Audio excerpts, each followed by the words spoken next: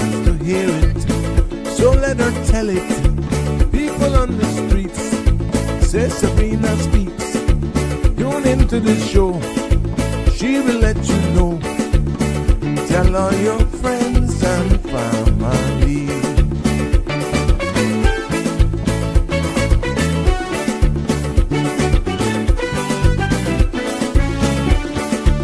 Real talk is no joke. You get the news straight up from grassroots and concerns. You need to hear with some people gone. So tell all your friends to tune in to Good evening, Cayman. I'm Sabrina Turner, and welcome to Sabrina Speaks, your daily dose of clarity, truth, and community insights. Every weekday from 5 to 6:30 p.m., we're tackling the issues that affect you, from national headlines to grassroots concerns. Whether you're in traffic or winding down your day, this is your chance to hear it straight and speak your truth. So buckle up, Cayman. We're not holding back. This is the show. We gotta let you know. Now we got to go.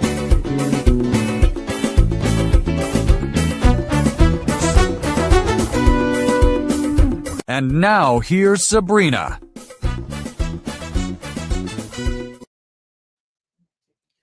Good afternoon, everyone, and welcome back to another episode of Sabrina Speaks. It is a pleasure to be here with you on this Thursday.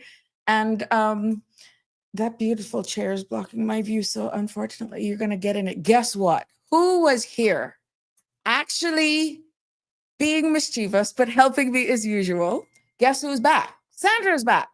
And she was here with me. And so excuse the background a little bit. So yes, she will be back live and direct in short order, definitely with you. And it has been a very interesting afternoon thus far as we're trying to update and everything. So yeah, excuse the chair in the background. So it may just be distorting just a little bit. But it's good to be back with you on this Thursday, because I know sometimes, you know, the truth can hit home. It hurts every now and again as well. And when you look at the past, 3 episodes, I know it was a lot to digest. I really, really know it was a lot to digest. And for the questions that were coming across after the fact, Connie is celebrating that, honey child. She said she misses you. So right there in the front of the lamp. Yeah. So, but I thought this evening it would have been good to just be prepared to hear you out in the sense where I know there were a lot of questions that came about, and I felt it was only fair that we, if needed, especially yesterday evening, focusing on immigration, that if there were any other questions surrounding that, you know, we react.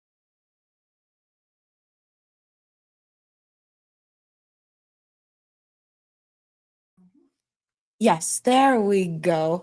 Bye, take care. That we actually give you the opportunity and hear what you have to say. So this episode of Sabrina Speaks is really like a reflection of the 3 podcasts that I had. You know, we talked about Sunday trade, we spoke about the immigration law, unpaid PR fees, and yesterday was quite sobering. And whether or not, you know, are we here in the Cayman Islands a little bit too comfortable in the region that is shifting beneath our feet, literally? And I know sometimes that the truth can hit home hard. It doesn't, not politely at times. And sometimes it just really hurts. And based on the questions that I've gotten directly and indirectly, even on the first episode or the second episode of this week, Tuesday, when I spoke about Sunday trade, I don't think people understood. It wasn't that I was for or against Sunday trade. I just brought up the topic because I've seen and persons reached out to me to have a discussion on that topic. And that's why it came up as one of the episodes. So this is what this space is all about. It's about definitely bringing the subject matters that you want to hear more. I go and I research it and I bring it home to you. So because I know of how emotive immigration can be, how emotive some of the very set discussions we had this week were, I allowed today's episode to be just for you. 936-8255 is the number to call for clarification should the need desire. And the math that I did yesterday on the 4 to 600, let me tell you, I'm going to give you the true number because, like I said yesterday, it was just rough figures, raw figures, but it wasn't 300 and odd thousand.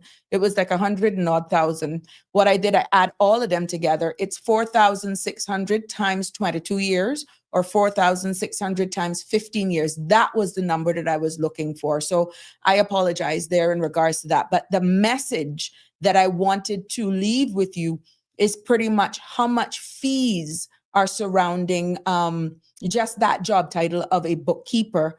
If you even had to look at 15 years of the first 9 years of work permit fee, then the additional 6-7 years to bring you up to 15 after PR is approved, who pays that?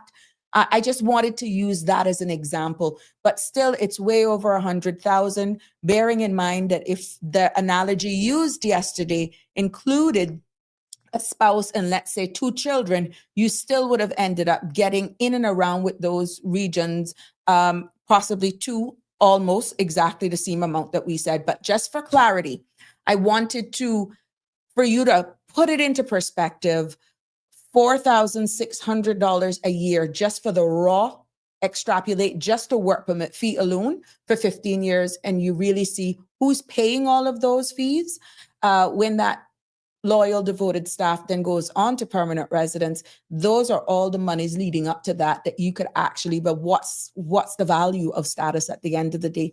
That's separate and apart from the fees, like I said, for police record, for medical and all that sort of stuff. So I wanted you to have the opportunity to call in should there be necessary that you needed more clarification on. There was something probably that I said yesterday that you didn't get and you want me to recap it.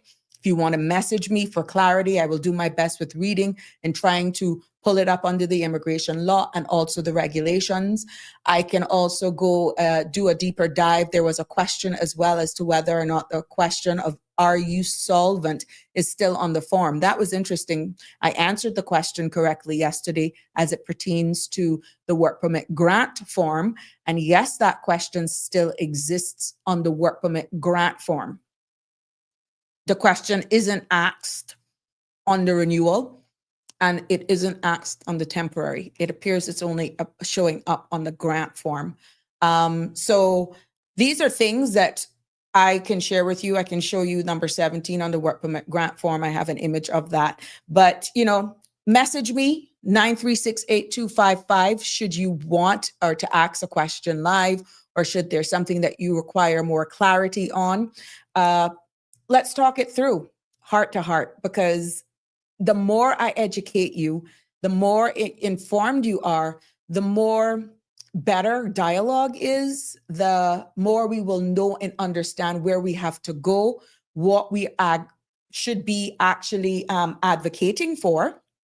And it just puts a different light on all of us so that no one feels embarrassed. But before we go into that, I got to do this. I got to send, I did not pull that picture in. Let's send huge happy birthday greetings go out to Mr. Norman. Mr. Norman Bodden is celebrating a birthday today. And you know me, he's 90. Oh my gosh.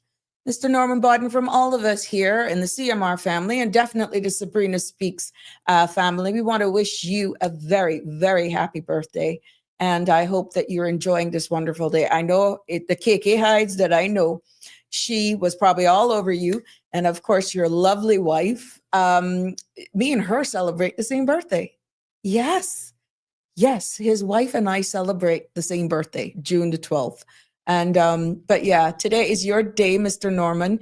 You were a former member of the Legislative Assembly. I worked very closely with you back in the day when I was in immigration, and even when you went off to Bodden Corporate Services and taken over by Sherry, your daughter, and also Lynn, I think, was there for a period of time.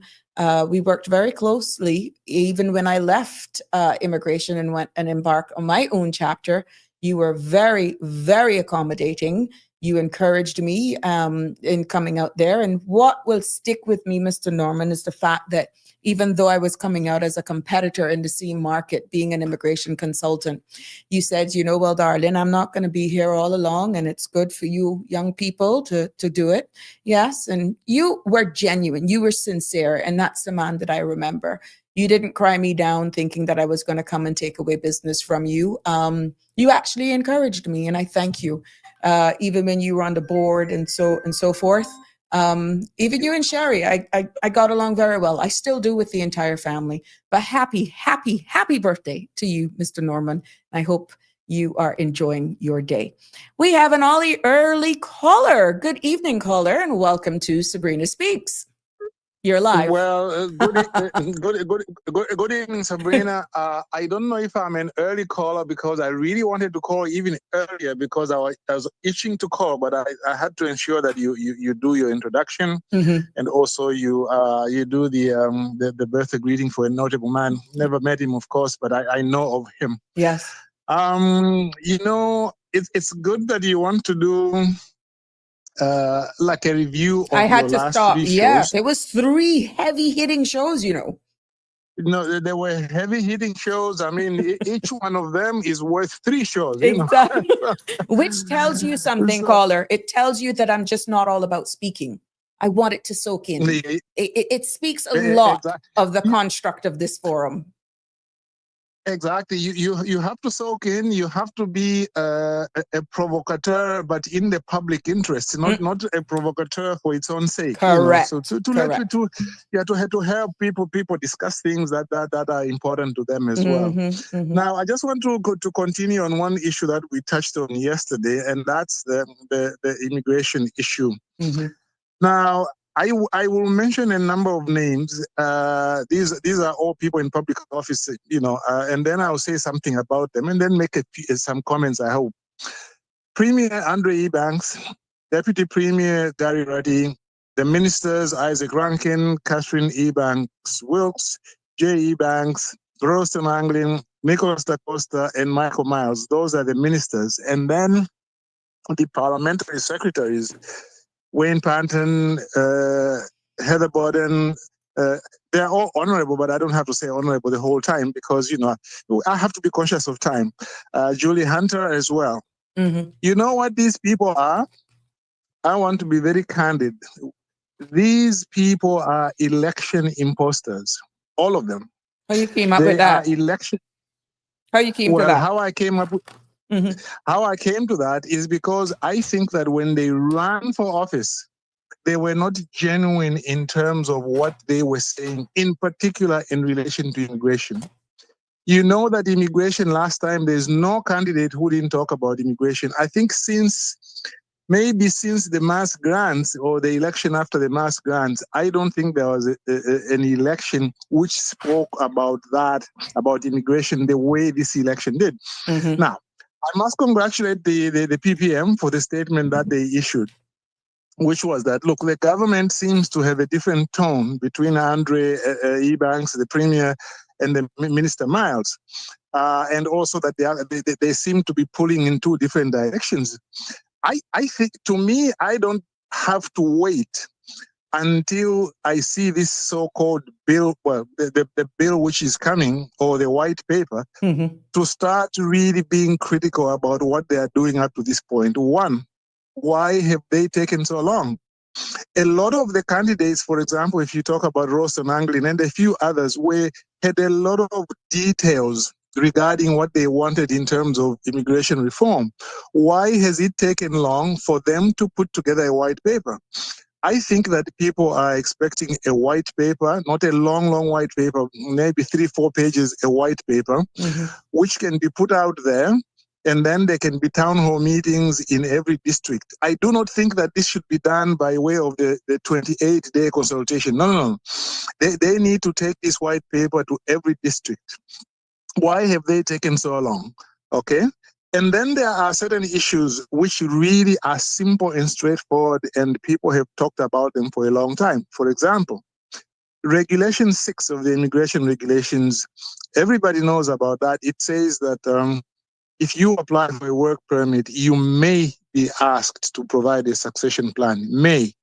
It used to be shall, but it was changed to may.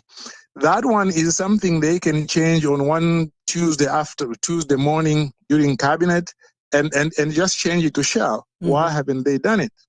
Another thing is under section 26 and 41 of the Public Service Management Act. You see, those two sections say that a Caymanian should only be given preference only if their qualifications are at the same level, roughly same level as a foreigner. Now, that is wrong, because what it means is that if a person from outside Cayman, the UK, for example, has got 25 years experience, the job requires 10 years experience, and you've got a Caymanian with 15 years experience, since those qualifications really are not at the same level, the foreigner is far more qualified. It means that you still give it to the foreigner. No.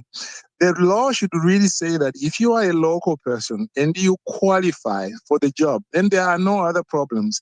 Even if you've got a foreigner who's got 30 years experience or more than you, they should still give it to you. That is easy to amend, but they haven't done it.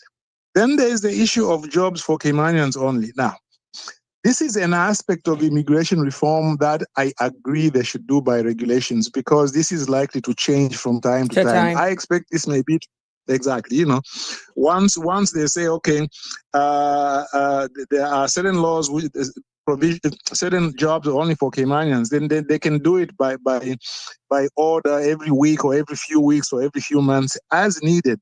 But the rest of the immigration reform should not be by regulation. It should be by white paper and then a bill. And then there are certain specific proposals the public have made. And we touched on some of them yesterday. One of them was the proposal to say that they shouldn't give more grants than the net growth of the population among Caymanians. The population, yes. The government has not said yes or no to that. And to me, that concerns me. It is important, it is proportionate, it is reasonable, it is not xenophobic, it is good, but they have not said whether they like it or they don't. What I suspect is that they don't like it, but they have to respond one way or the other. They can't keep quiet. The other one where they haven't responded has to do with this issue, what they are calling retrospectivity, to say, well, will it apply to people who are here or not?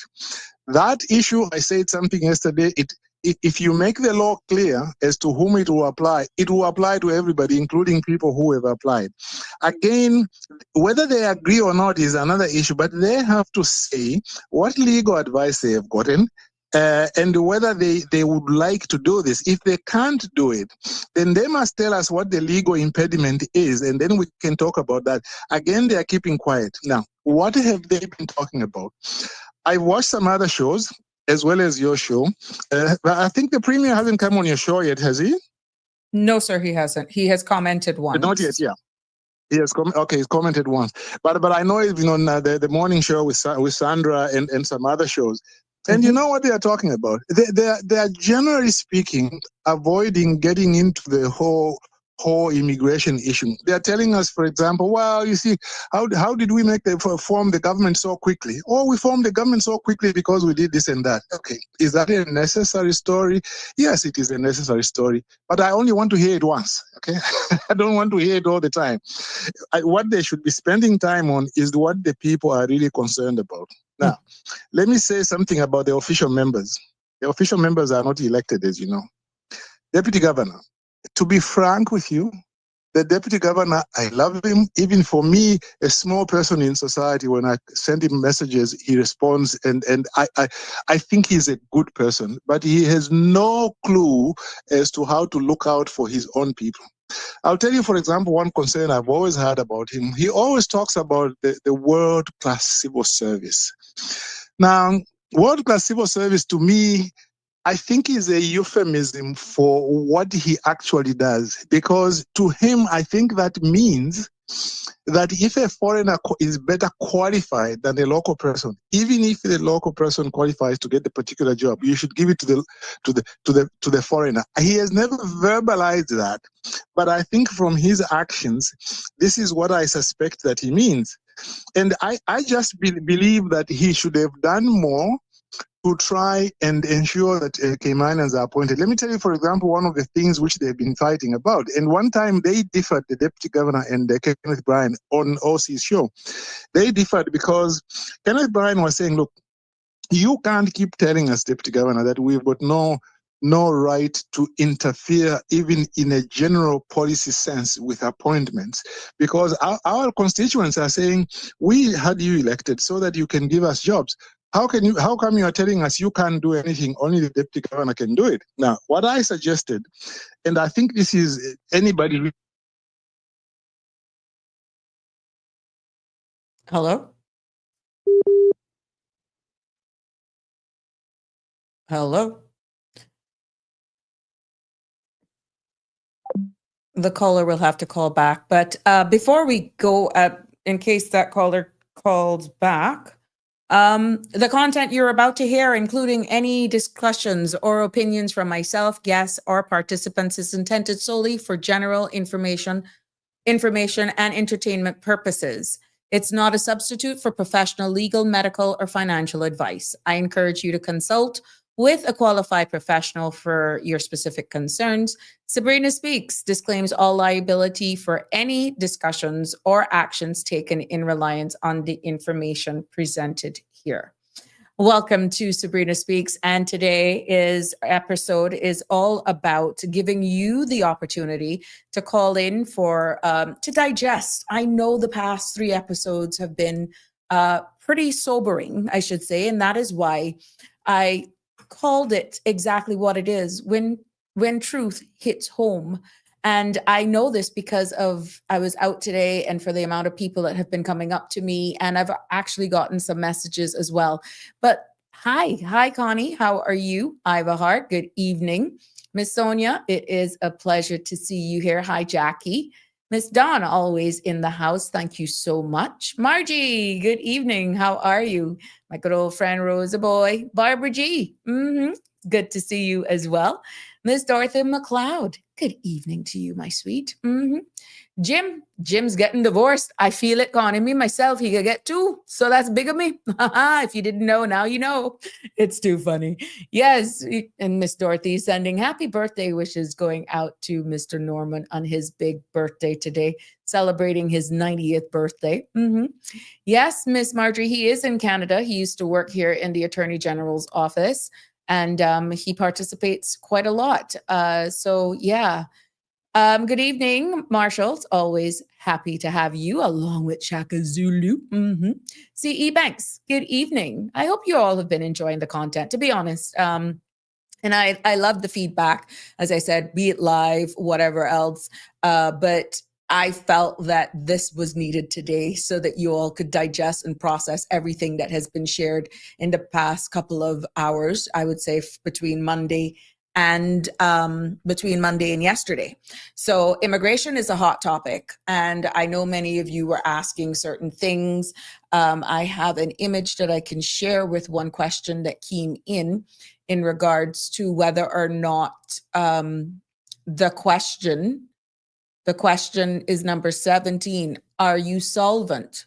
And are you able to pay your bills? That is on the work permit grant form.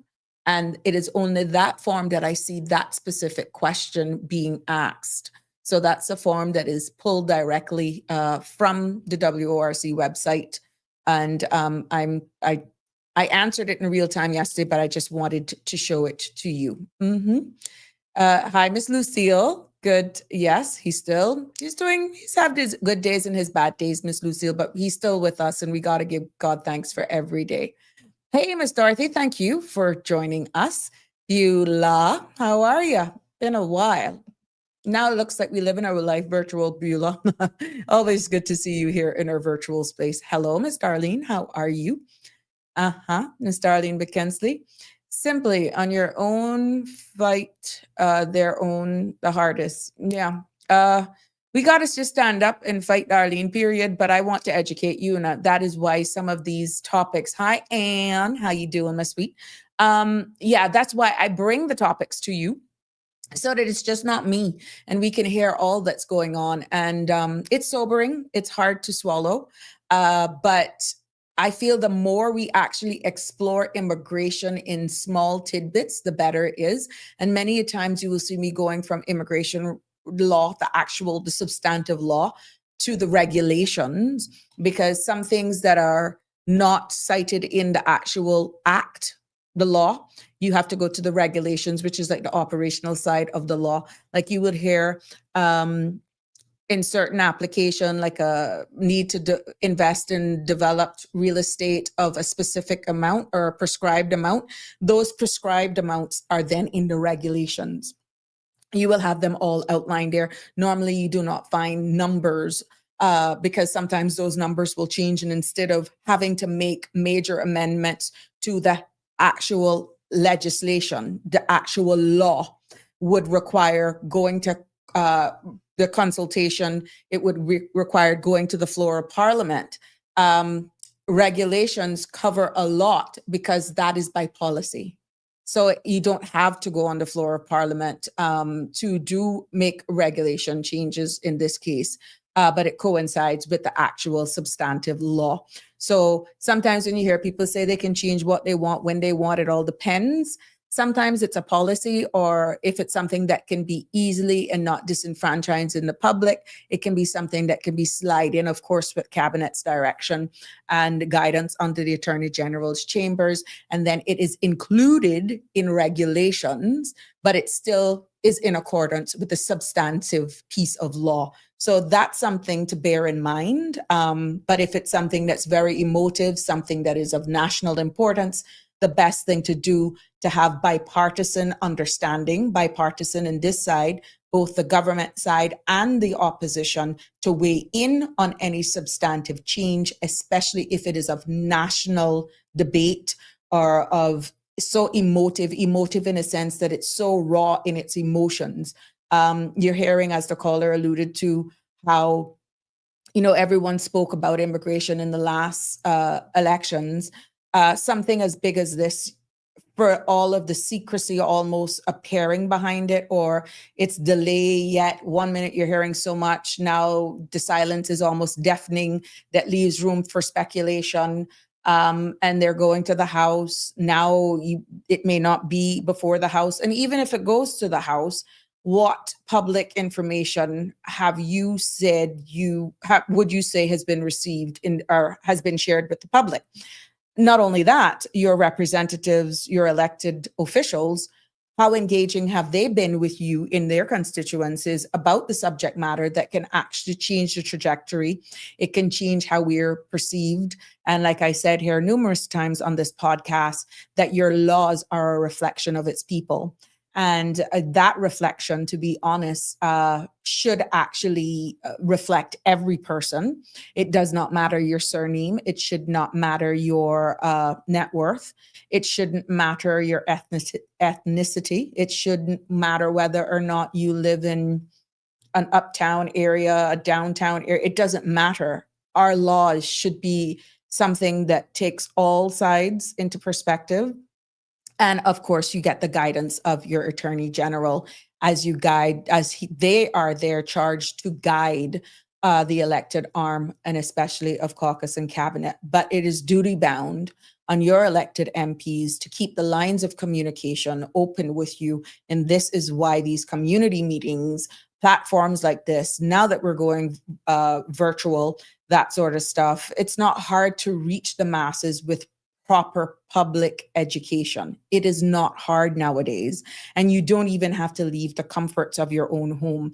We've seen people watching us in Australia. We've seen our UK family over there. We've seen the people in the Philippines. We've seen people in Florida on vacation that they're tuning in. And I can tell you, if the subject matter is catching, if they hear that their MP, or let's say the Premier is going to be having a meeting and this is the topic, or they want to give you an update or something, I know my people, they are going to tune in, they're going to lock in. So it's really not that hard in order to have a meeting nowadays. Some people love to come out and see their representatives in person. And this is why live streams as well are so important. Live streams are one thing, but making sure that even with the live stream, you can take those questions that are coming in live, like how I take your questions and deal with your concerns live here on this podcast. That's not impossible to do if they really want to engage with their people. Now, that brings to question, are we shifting in the way we actually represent? Are we going to see more type of leadership representation like this, like how we're doing this podcast? Or are we going to be seeing it where it's a mix? Does it then boil down to understanding your constituent base? What are the personalities? What's the dynamics of your specific constituency? We've already established that some constituencies need more assistance than others. Some may have more elderly persons. Some may have a mix. Some may have more persons who are working on the higher tier. How do you actually strike that balance, which is where the electoral boundaries come in as we continue to grow, as development continues to happen? This is why statistics is so important. So it's not hard for something like immigration reform to actually engage, to actually speak with the opposition, to speak with those who are not in cabinet, because immigration is that important. It's just as important as public health. It impacts every person. And in this case, immigration is not just limited to registered voters.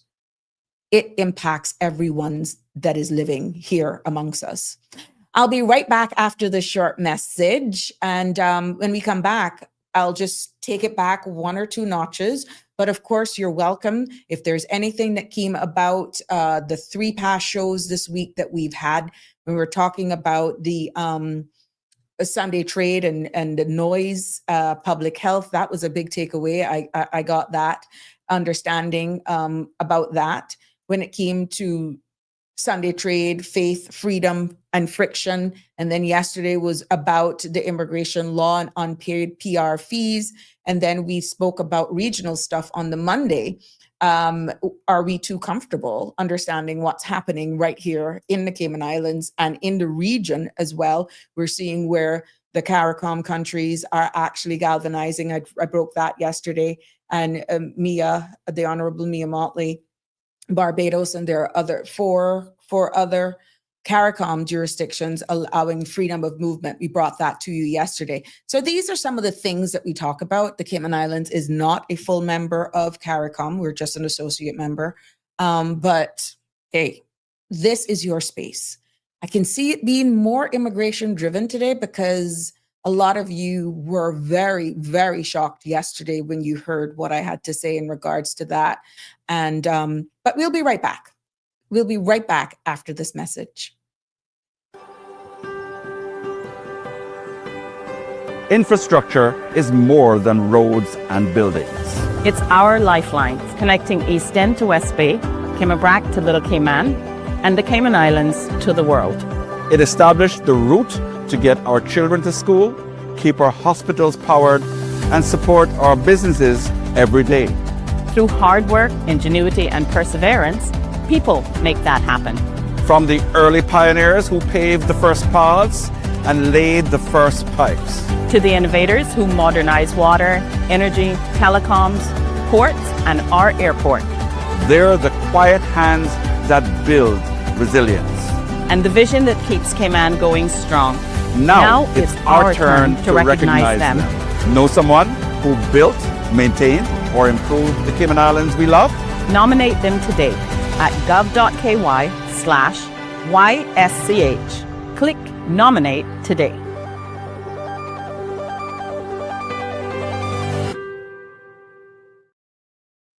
Good evening and welcome back to the Thursday edition of Sabrina Speaks right here on CMRTV.com.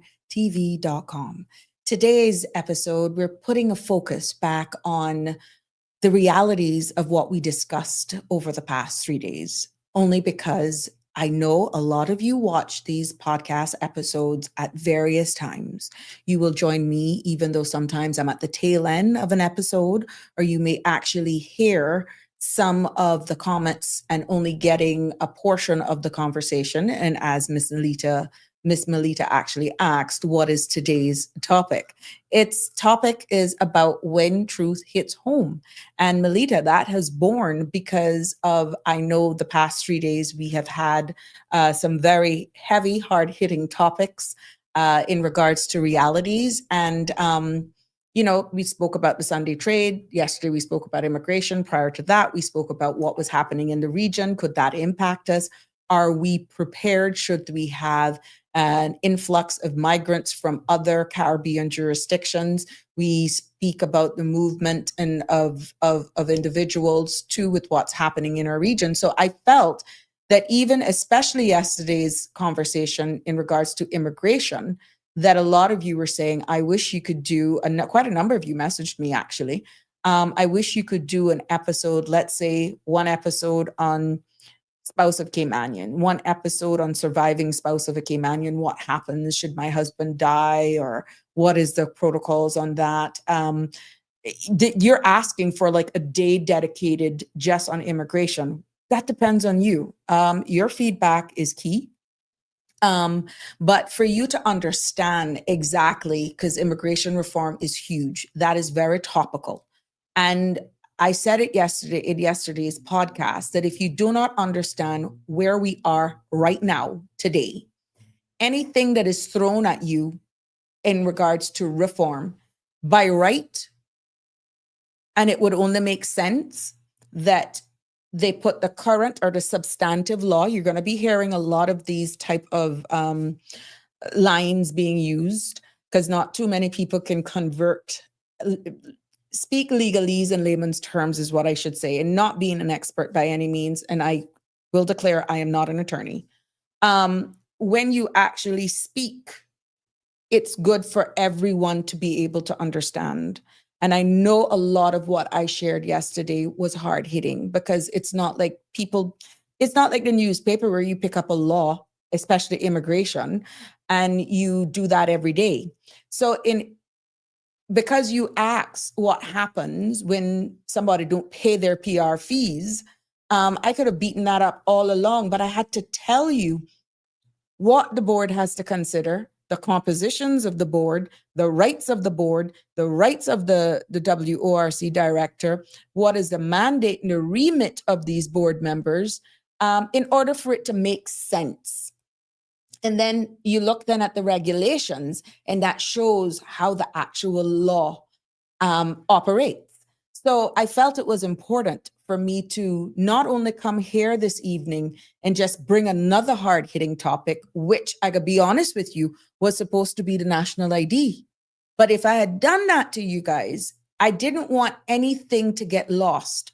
And the main reason I'm not going to deliver the national ID in its full context is because I am still getting some more information and educating myself before I am able to deliver it here. Because I always want to be comfortable in a subject, and I want to be fair and balanced whenever it's actually conveyed, whenever I'm sharing with you. I think that's being fair. And in regards to when we spoke about the Sunday trade, I was not advocating for or against. I brought the topic up.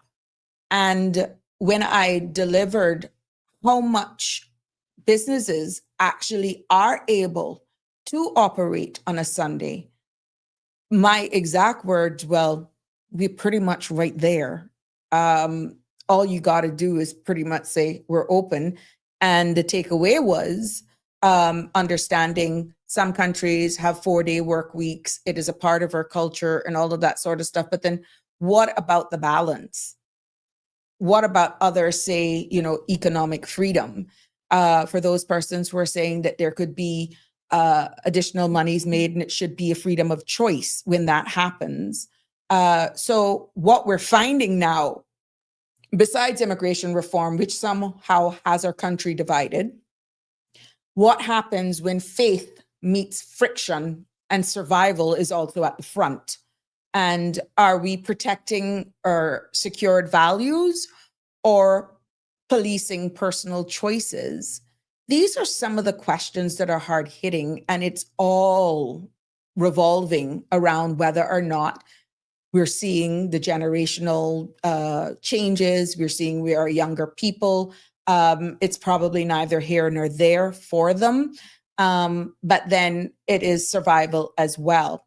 And we see where persons are then asking who are neither here nor there with going to church. We had some comments that came up saying, well, I don't go to church. I will stay home and still wait for 12 o'clock or 1 o'clock and still do whatever I want. And the general question came about then, should your faith dictate your freedom, or should there be room for both with respect?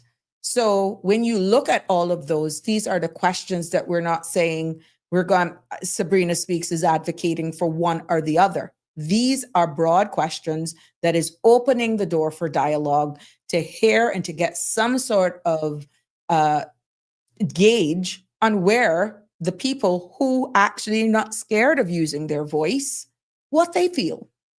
Because if you have persons who are not on the essentials list to actually open their business on a Sunday, that they're outright on social media advertising their business, they're not deemed an essential service. An essential service is like funeral parlors, flower shops for the purpose of those things, a grocery store that its retail square footage is under 4,000 square feet. If you're not in the tourism sector selling souvenirs and that sort of stuff, again, square footage does not come there. Charters, doing shore excursions and all of that sort of stuff. If you are not any of those, or car repair, gas station, dispensary for drugs, that sort of stuff, if you didn't fall under that, you're not allowed to be open. So who are the gatekeepers watching that? And if the majority of, and it was 14 things where they were allowed to actually operate here in the Cayman Islands, and who's actually holding them accountable was the question. You're seeing it on social media where they're posting, we're open on Sunday. For example, if you're going on a boat cruise and you just didn't have time on Saturday to go and get an outfit to go on this boat cruise, and you can go to these stores now and just look for that outfit. What's wrong with that?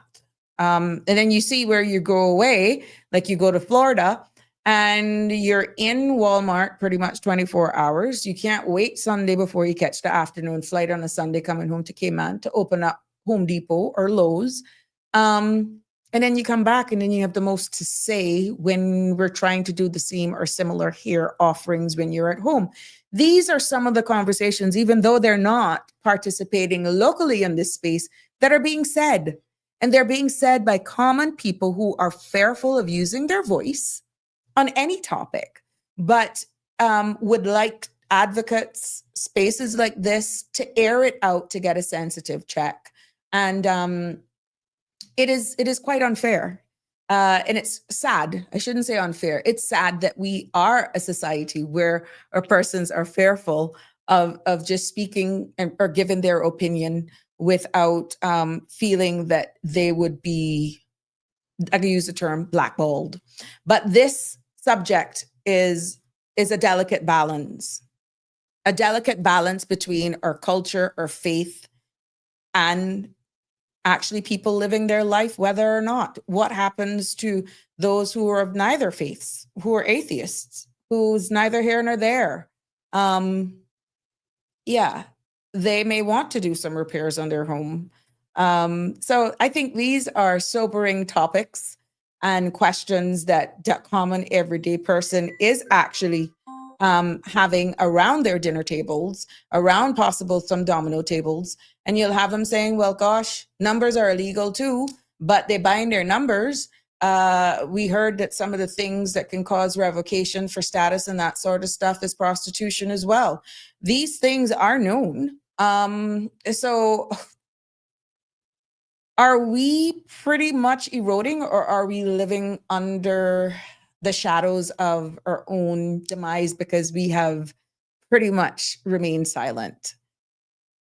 Where are we going? Because eventually somebody's going to make a decision. And will that be a true reflection of who we are as Caymanians? Let's take a call. Good evening, caller. You're live on Sabrina Speaks. What's on your mind?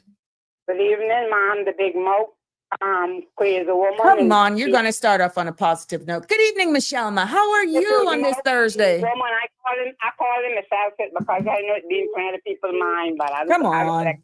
my business. I got to say what I got to say. What are you saying today? I'm saying, why call him out? Why say? I think all the stores can open, but it depends. And I might be corrected, but I think it depends on the owners. Some don't really care to open on a Sunday, and some will open. And what I'm saying, if you can purchase alcohol on Sunday, I don't see why you shouldn't be able to purchase anything else that you need or you want once you can buy it. That's what I got to say about it. Then another thing, I know that plenty of people that are really hardcore Adventists, and this not one about to tell me this is what I know, because I have family members that are Adventists, but they're not, I would say they're really hardcore because they eat pork and they eat shrimp and they eat conch, and I know Adventists that do not eat it, but then, like I already said, they say the Bible say now what go into you, the 5 years is what come out. But I know Adventist people that from Friday, I had one down in her by me, and whatever she had to do, she was hurrying her daughter and stuff. They said they had to wash, they had to cook, or whatever. They had to get that done by sunset. Before sunset. Anytime you see that clock hit 6, that floor could be dirty, but that room wasn't picking up. They're hardcore as well. This is, I used to tell her, yeah, and then anything after, that's on Friday evening. And anything after Saturday evening, after 6, I would say about like 6:30, they start. I say, yeah, on the diet. I used to tell them, they used to laugh at me. I was going to tie the devil up from 6 o'clock Friday evening, and then let them go after 6 o'clock Saturday evening. And they used to laugh at that. Then I tell them that. But I know, but then, like I say, I don't understand, like I say, why? Because you can go out there and buy liquor.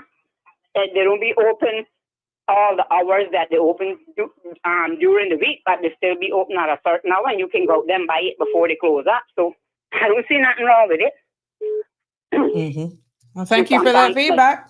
And they got convenience store, yes, because we got one out hinting, but some of them don't carry everything. Like how, well, I guess Foster's and them, let's say the big supermarket. Yeah, they're over 4,000 square feet. So yeah.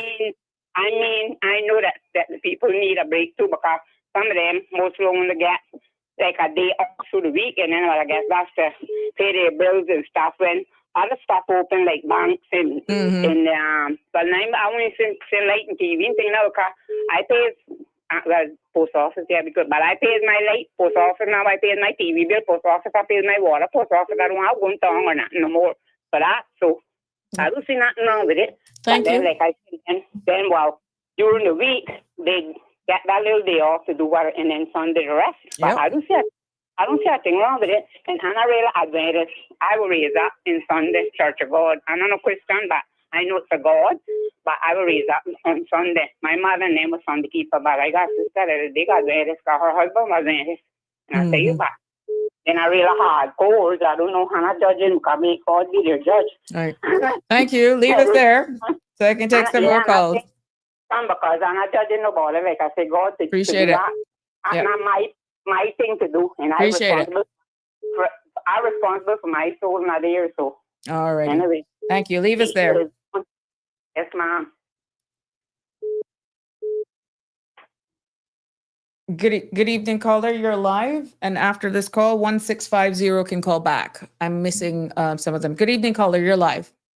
Hey, good evening, Sabrina. Good evening. How are you? I'm fair It's to fine. Carrie from the Brack. I I never see miss you. this show. Thank you. Sometimes I watch them over just to make sure I didn't miss nothing. Anyway, you're doing a great job. Thank I just you. want to say thank you for having a powerful voice as well. Appreciate it. I see where people would have conflicts with regards to the Sunday trading law. Mm-hmm.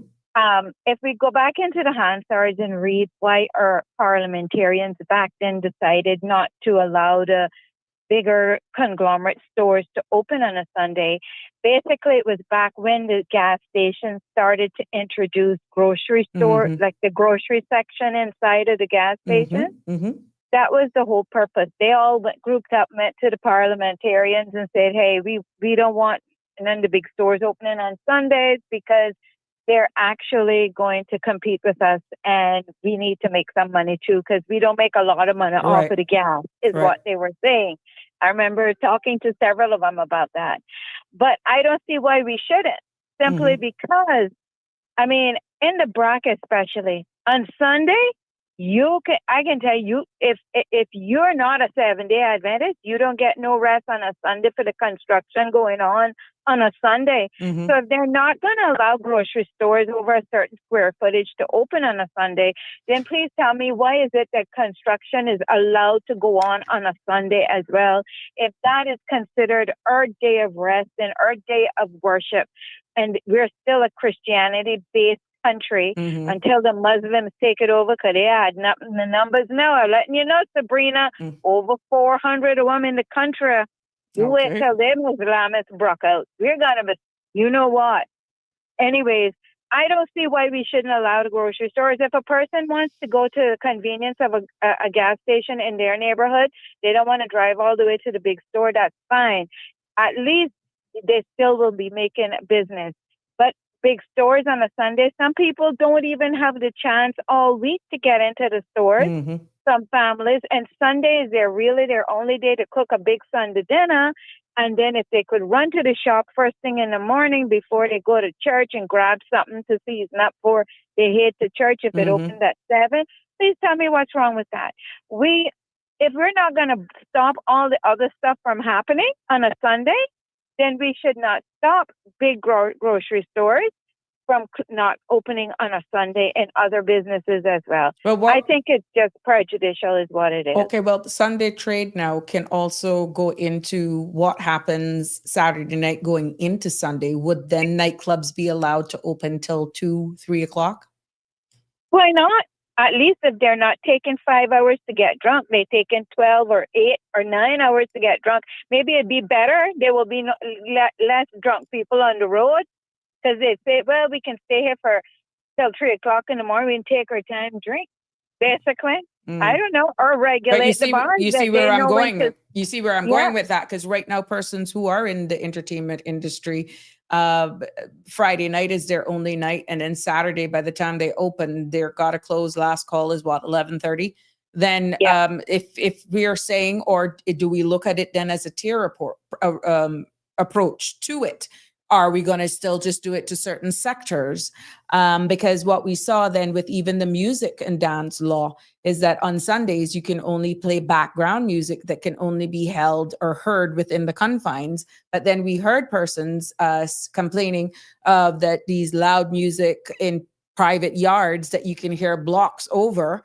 Who do you go to? So it's the police. The police is supposed to police that, because under the Towns and Communities Act, that is an offense. Also, DEH and and DLP officers as well can call. But I also discovered that there wasn't an after hours number, and they no, I can't find it anywhere.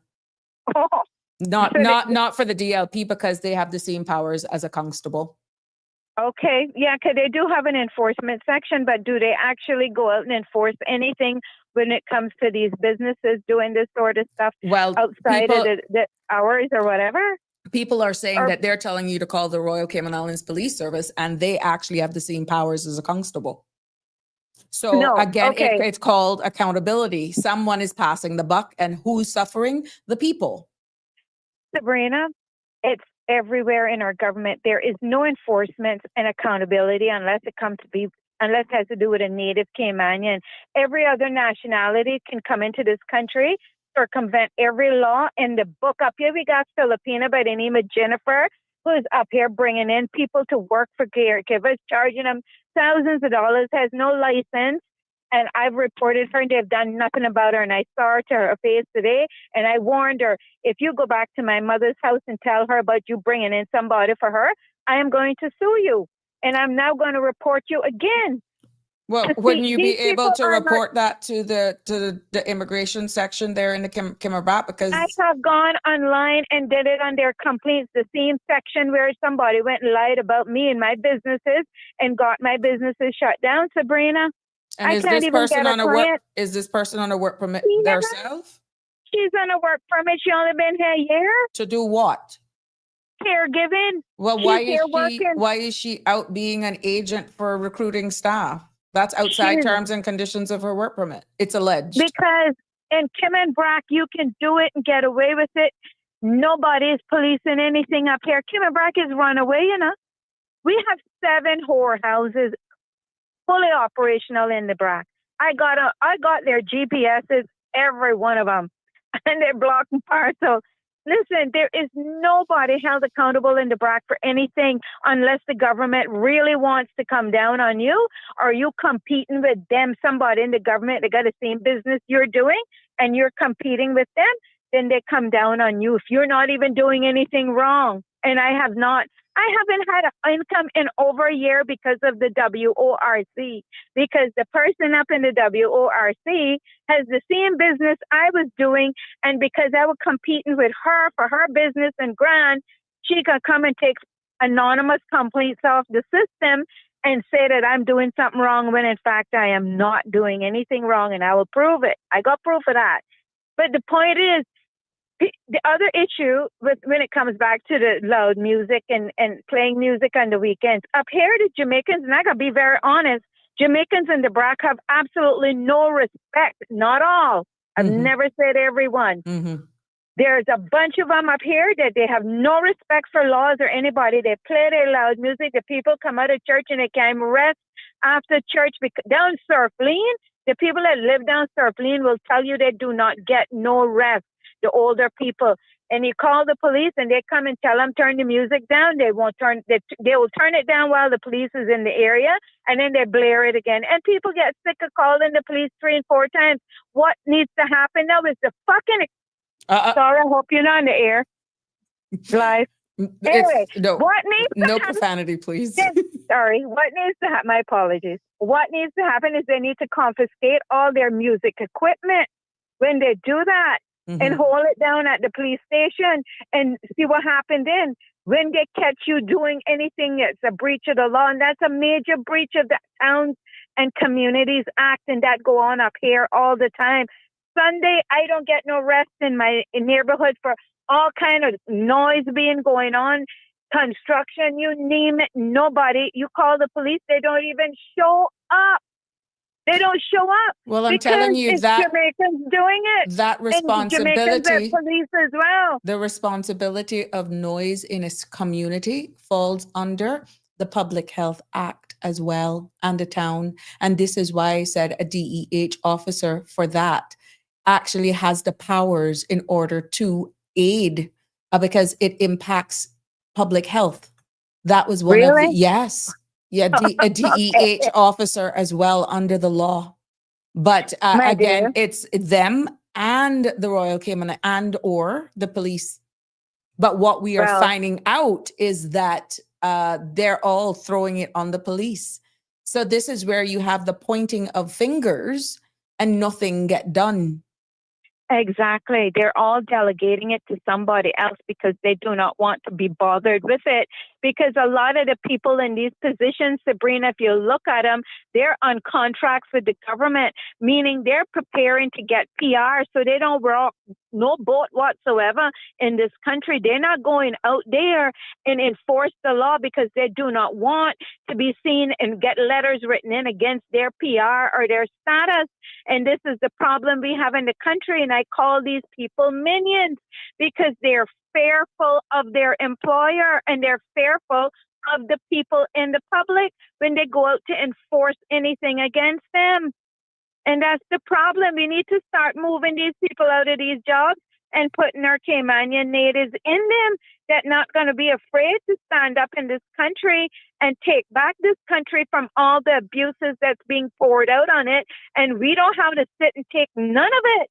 I don't take none of it. You disturb my peace. I got to call till you answer that phone, and then I'm going to report it. I got to bug you till you sick of hearing me bothering you. That's how I am. And I'm sorry if people find that that's a problem for them, but don't breach no law in my country. Don't come into my country and breach any laws in my country and think that I, a native of this country, is going to sit there and accept you breaching laws in my country. Absolutely not. And all of us need to stand up and take that mindset as well. Do not sit around and allow things to happen. Don't be afraid of anybody who come into your country on a permit or whatever, got status, PR, RERC. Do not be afraid of them. Let them know that they had to come to your country to get a better life. You didn't go to theirs. Anyway, my dear, Thank you you have for a that. good evening. Thank you for Thank that. you. Sure. My apologies for the dirty word. Sorry. Okay, noted. An Love you. apology taken. Accepted. Thank you. Thank you. Bye. Bye-bye. 936-8255 is a number to call if you want to join in on this conversation. And, you know, at the end of the day, we're all here. And those were some of the things. Again, I don't think Ms. Carey was aware that DEH also is tasked with that responsibility. They may love to hate me, but I have to let you know that West Bay, not gonna make it. there you go. You're live. You know you in West Bay. Make it known. Good evening, Miss Sabrina. How you are know you? the mouth of West Bay is going to say, I'm fine. How are you doing? The mouth of I am West thankful, Bay. sir. I'm going to speak what I have to say. Go right ahead. It is high time that Cayman stop calling itself, and I don't care who's in a church or who isn't in a church. Stop calling this place a Christian country, because Miss Sabrina, this is far from being any Christian country, okay? There are people going to church, and those are the ones that don't want to invite the sinners to come to church. So the sinners stay out of the church because of whatever reason, whether you're gay, whether you have HIV, or whether you're whatever. Some churches only want certain people in their churches. You have certain people in West Bay that will wave at you, but have never invited you to a church. So I want to call on the churches today, and I hope all the hypocritical ones and the pastors and the members are listening, because you all are the reason why sinners like me don't want to come to church, because all of you are pushing us away, because you have already judged people before they get to a church door. So my take on businesses trading on Sunday, let them all open up. If the bars can open, the supermarkets can open. Take the foolish requirement off of being 4,000 square feet and let the supermarkets open if they want. Would that be any business then, should they want to open, including your regular stores? They already have a list of how many things are exempt, so they might as well make everything exempt in this country. Because if car repair shops can be open on a Sunday, supermarkets can open on a Sunday. This is what you call when the church wants to dictate to the people, and the church or the churches who have built majority of them palaces here on this earth, they cannot take nothing with them, Miss Sabrina, because nothing holds in a coffin. So I am tired of hearing Cayman about this is a Christian country. If I open my mouth, plenty of people would run out the churches they are if I tell them what I know, what some of their members do, okay?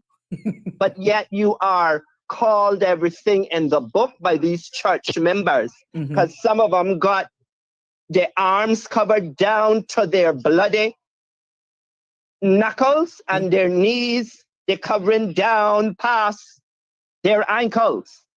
Tell me anywhere in the Holy Bible, Miss Sabrina, and any pastor and any church member and any church brother and any church sister this evening, because this conversation has to be had.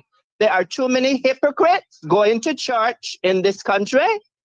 That's why the sinners don't want to go to the church, to sit down and sit next to those same people that are the ones that are keeping the sinners away from church. The good Bible that I read and that I was raised up with by my two parents and my grandparents, it doesn't say anywhere in it that you have to cover yourself from head to toe to walk into a church. That is certain religions have created that. Okay? They create what they want for their type of religion. The good Bible speaks, and the good Lord Jesus said, come as you are.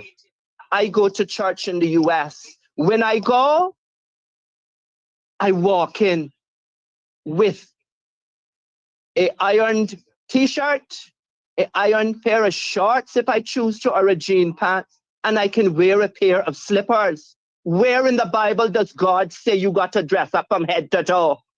Tell me this, any one of these church members that have children, man or woman, did they cover themselves up when they were having children? So when you go and cover yourself up and tell people, but you got to hide. They didn't hide their privates when they were having children, okay? But some of these people preaching Christianity up in these churches, because we've heard it on the talk shows, the pastors who say, I have to have a Mercedes every year, a new one, but yet I can go there today. There are, when the church doors close, some of those same barrel members and the pastors are as filthy as they come, and all they do is get on the pulpit and put the sinners down. When the same pastors, most of them are there doing the most and the dirtiest with their brother deacon and their sister deacon. When the church door closes, they are investing time in the furry burgers and the furry sausages. That's how I put it to them. So any business should be able to open on a Sunday. We got to get away from this. We are a changing economy. We are a developing island nation. We have how many religions here? We have how many churches? We have how many nationalities? Tell me, how many churches go around and actually have an after-school program for the disenfranchised children in their neighborhoods and districts? How many do? I can count one in West Bay that does it. One in West Bay. But every time you go into a church, you're looked at as somebody, as a nobody. So get off of this notion this evening about being a Christian country. This is a hypocritical country, because half that's knocking down the church doors are worse than you and me. So get off about business can't open. Change the law to put it and take the stipulation, the stupid stipulation off about 4,000 square foot. Can you go tell a hotel that they can't play music lightly on a Sunday? No, they are in their actually, restaurant? no, well, they are covered. They're exempted. They were actually named first. All of this is exempted. But take the foolish law off about 4,000 square foot and let the supermarkets open. That's a separate law, because the music and dance law is a total different law. And that is where all of this comes in then for even the opening of nightclubs. And persons are saying that maybe if, let's say on a Saturday night, nightclubs and those licensed establishment that technically only has one night of the week, a Friday night to go at extended hours, that if they were allowed then to go, let's say until 2:00 on a Sunday morning, that you would have less persons selling liquor from these after parties all over the place. And so people are saying we wouldn't have we to need put to up, do a balance. And we would not have to put up with how I had to go to try to get music silenced in the neighborhood. We have so many laws in this country. but like we don't have the people that wants to enforce them because the police don't give a darn. Majority of our police are foreign police officers. And Mr. Kurt Walton, I keep saying to you, it took for you to go to Parliament in order for me to hear what your plan was for this country to protect me as a citizen. And it is a sad day for Cayman because we have police officers that will not do their jobs.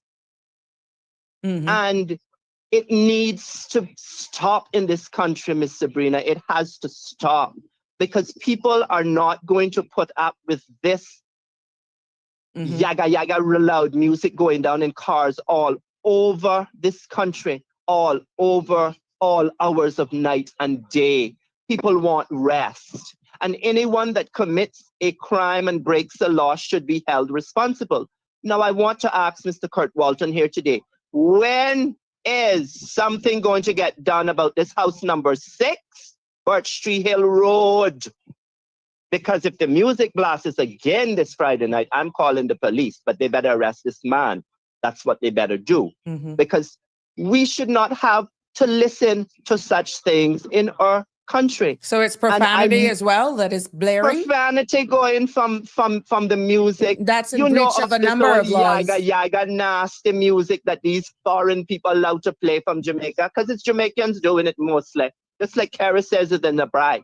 He's a Jamaican. He thinks he owns the neighborhood. But I'm going to tell you how you mentioned the DEH. Ma'am, Miss Sabrina, I have 2 emails from the DEH, and the DEH refused to do anything about it. They sent me back to the police. Which is exactly what people are saying. And the police refused to do anything about it. So where is the accountability? Now, if somebody gets up in that neighborhood and goes off on him, then they will be the one arrested. And yes. No. I will blame the popo. But I want Kurt Walton to hear what he got to say, because I got a big mouth. I'm from the Bright, and he's somewhere down the line, my family too. Because I got Walton and Dilbert in me too. But I gotta speak to him directly. Mr. Kurt Walton, you need to shut this loud music down at house number 6 before somebody goes off on this man in the neighborhood.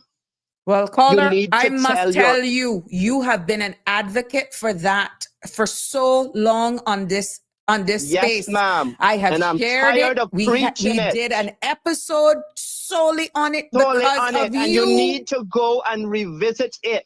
And we need to say enough is enough. Because I heard Mr. Panton and I heard Mr.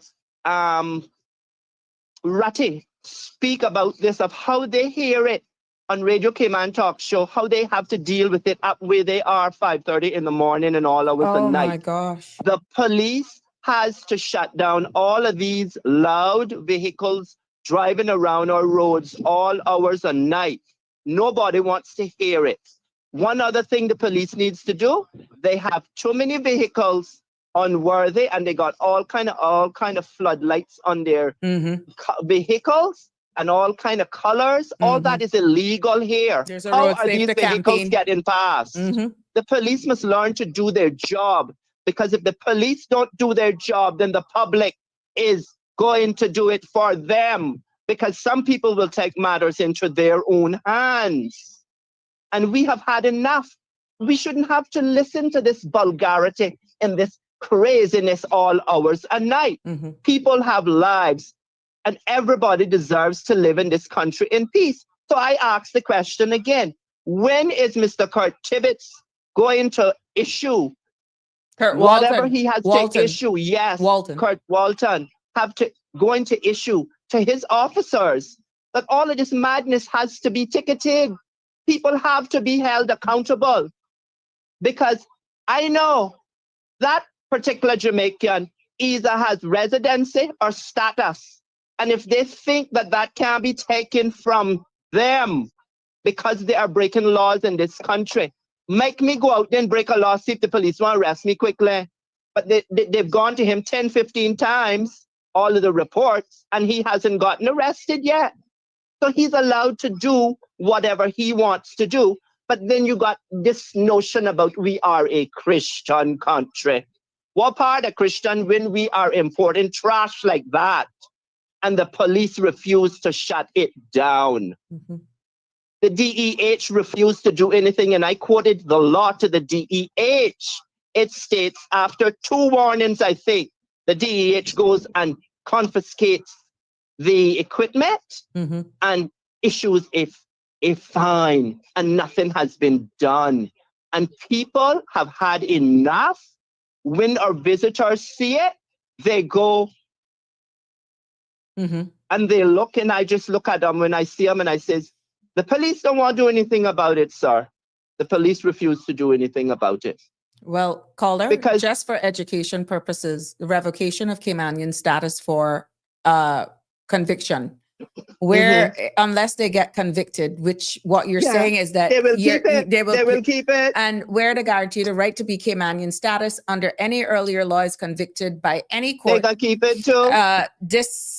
of which the grantee, which means the holder, is sentenced to an immediate term of imprisonment for 12 months or more, other than non-payment of a fine, in respect of which the conviction, that person's right of appeal have been exhausted. So what we're saying is the loss of Caymanian status for what you're saying here, unless they're convicted, that would not be cleared. Let's say this person is a Caymanian status holder. There is nothing under the current Section 33 of the immigration law that would make them in breach of that without having a conviction of some sort that would actually have, they either fail to pay a fine or be imprisoned for 12 months. So these are some of the things that you rightfully say that is really just frustrating our people.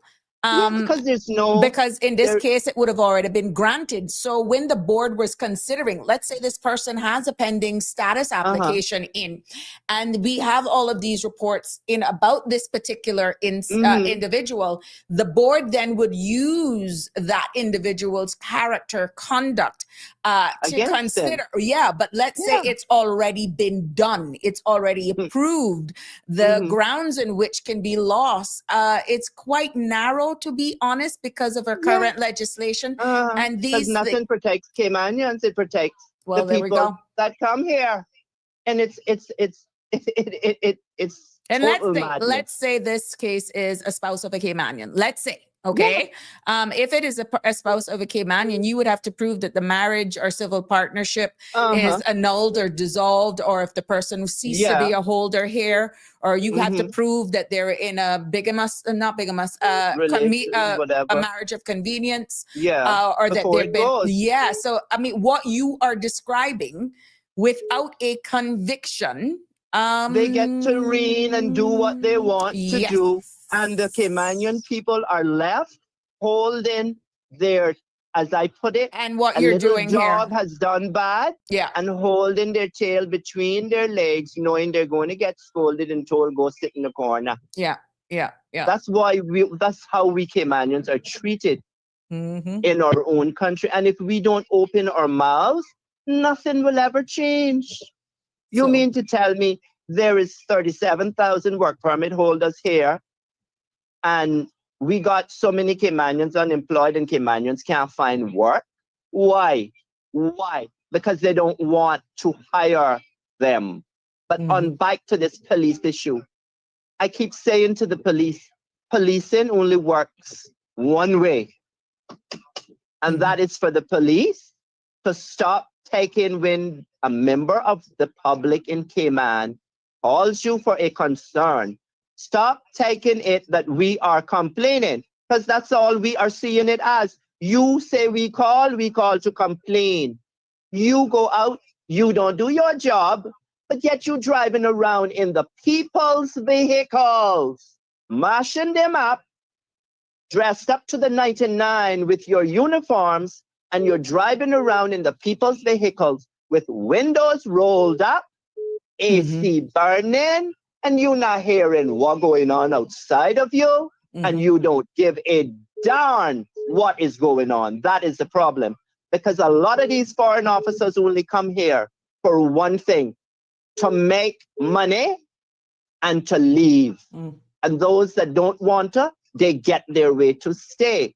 But if policing can only work one way, and that is in order for the police to do their job when the members of the public call with concerns that are genuine, whatever they are, domestic dispute, loud music, speeding going down in your neighborhood, whatever. The police needs to take the public serious, because policing can only work when the police take us serious, and we will take them serious to give them the help they need to help solve the crimes that they have. But nobody wants to come out and help solve a crime, because as soon as you tell what you know, your number gone and you can get all kind of harassment then you become a target, which is not... You become a target, and they don't want to understand that.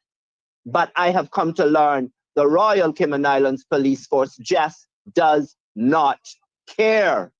They don't care. And Mr. Walton needs to hear this, and he needs to listen to it. Put some vehicles on these roadways in West Bay. Put some roadblocks on roads to ticket these drivers carrying on the most and doing the most. The loud music, the smoking of the weed, the holding of the cell phones, the cars that are unworthy with their lights and their tail lights and their front beam lights not working, and all of these other infractions where you have a vehicle that has been changed, modified from its original position. You got, I see them with these lights when their wheels going around. They got lights going around their wheels, and they got lights under the bottom, the blue, the red, the orange, and every color. All of those are illegal here. When is the police service going to do their job? Per Tibbetts, Mr. Walton got up there, and Mr. Kurt Walton got up there in Holly. He needs money, and he needs more officers, and he needs more officers. But the officers you have, Mr. Walton, don't do their jobs. They take the public as jokers and complainers. And you have to get it through your head. Because far as I remember, the last commissioner of police we had came on, and we got rid of him for certain reasons. Do you want then to the public to go to put this to a petition to get you, sir, removed? Because people will do it because the police are not policing the neighborhoods or this country. I got told the other day there's only two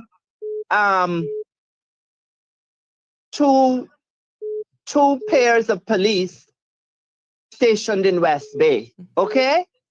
So when one is out on a call and the other one got to go out, the phone ringing off at the police station. But don't they normally have like an operator that is separate, that is not necessarily a constable? I have no idea. I got told we only have 2 units in West Bay. That's all we have. Okay? That's what I was told a couple of days ago. And they had to apologize to me because I had to go and make them warn somebody that would not stop harassing me in the supermarkets and on the road. And I wasn't bothering nobody. So the police needs to learn to stop being jokers, because I call it the joke force. It's not the Royal Cayman Islands Police Force to me. You need to take the Royal from in front of that, because that is a disrespect to my head, King Charles III. That is disrespecting the crown, because the police are not doing their job. They come here and they see a uniform, and all they see is prestige, and they think everybody that calls or complains is complaining. No, we got concerns, and it's high time Mr. Walton listen to what is being said on these talk platforms and these shows, because the people are speaking the truth. And if he wants to make Cayman a better place for every one of us, he needs to start listening to the public and get out on the ground, put his officers on the ground. Stop telling us about you have taken our community police, because I don't see no community police officer in West Bay. I don't know anybody to contact. I understand that area has been temporarily suspended, if not removed. Oh, they say it's not removed, just suspended. It's temporarily suspended, and the only small little and he's group calling is for in more the east. money. So And he's hollering for more money and more officers. So the it officers has been a he cry got, here for Prospect and Red Bay as well. And I don't he know. needs to do his job. But if he's saying he doesn't have funding, then that relies largely on the government for funding him, which is why he was at Finance Committee meeting at the last. Apparently, he said it was not a funding issue. Yeah, but that's what I'm saying now, was that even the funding that one was asking for at the time, were they looking then at community policing for what additional funds they were being allotted in the last sitting of Finance Committee, taking them to the 31st of October, of December. But now that this has become such a topical subject and we're hearing it so much here on this platform and others, because you have been an advocate, there are others that are saying it as well. It is too much. It is just will too they much, change Ms. Sabrina. their We are sick priorities? and tired of it. Will their priorities change? We're hearing the outcry for more community beat officers in Georgetown. We're hearing it here in Prospect and Red Bay. We're hearing it all over for the Eastern districts as well. There is a national cry for these community beat officers to be on the ground. So would they change their priorities now? They, as in the operational arm of the RCIPS. But that's where you know whether or not your voice is being heard or if your voice matters. Michelle, I'm going to get to you 1 second. Our voices do not matter. That is the problem, Ms. Sabrina. Their salaries matter more than the people that they have taken an oath to serve and protect. And I have even gone as far as to the governor's office and complained, to try to get a meeting with the commissioner of police. And you know what that faith the English woman foreigner told me? The governor does not deal with security. It is the commissioners of police daily responsibility. I says, you don't have to insult me. I know who's in charge of the daily operational arm, but the governor does chair national security. Responsible for security. National so if you're going to insult me, she insulted me and told me, go back to the police and hung the phone up on me. That's what I got out of from the governor's office. So I hope the governor, Madam Governor, I hope you listening, because you sitting on prime real estate. That is the people's real estate that you are living in. You need to be held accountable too, ma'am. You need to get up tomorrow morning.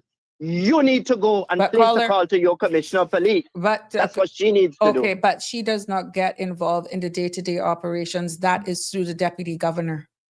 Well, then, Mr. Franz Manderson needs to go and do it. Should there be a national unrest and you see the governor takes place? Not even your MPs then will be in charge. So right now, who should be holding these people accountable is actually the deputy governor. Well, then he needs to do his job and stop hollering down as he retiring. Because he had a long, good civil service to the country. And yes, there's some against him and there's some for him. I ain't going there because I don't come on here to go after people. I come on to try to get things solved. You're an advocate, that's for sure. You're an activist. Sick and tired of it. And I have had to tell the police every time I call, if my number gets out, if my name gets out when I give it, you all will be in some serious problems. If any harm comes to me in this country, I'm holding the police accountable because you will not go and shut it down. And people have to constantly live in such madness in this country. And it shouldn't be. What I'm getting, it should not be. It's not fair. Coming from a person that we have given the gift of a lifetime to come here. I tell any foreigner, this is paradise. This is my home. And my roots go far back. Eastern Europe.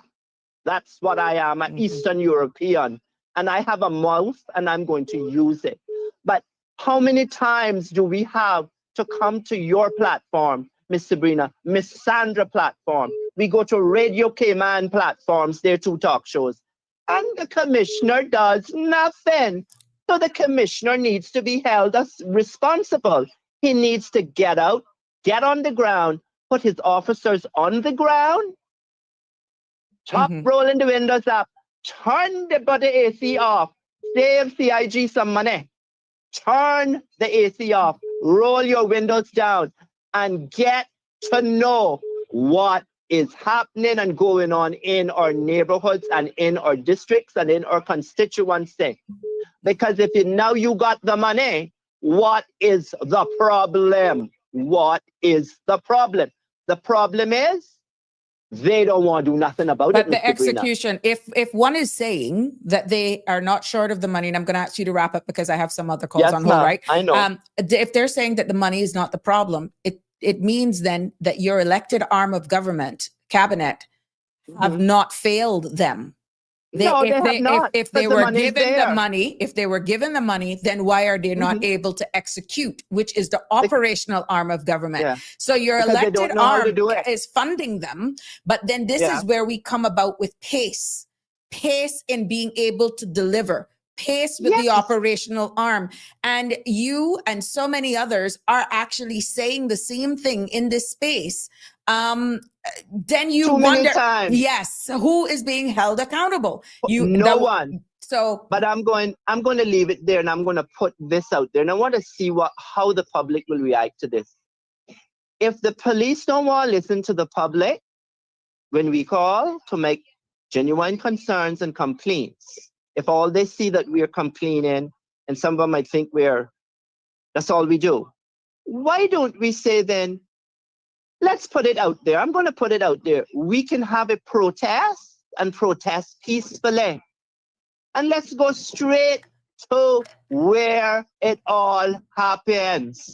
Because as you know, we don't even have a police station to go to. We got a little cubby hole. What used to house, I think, NCB Bank or something, a little cubby hole, a cubby hole.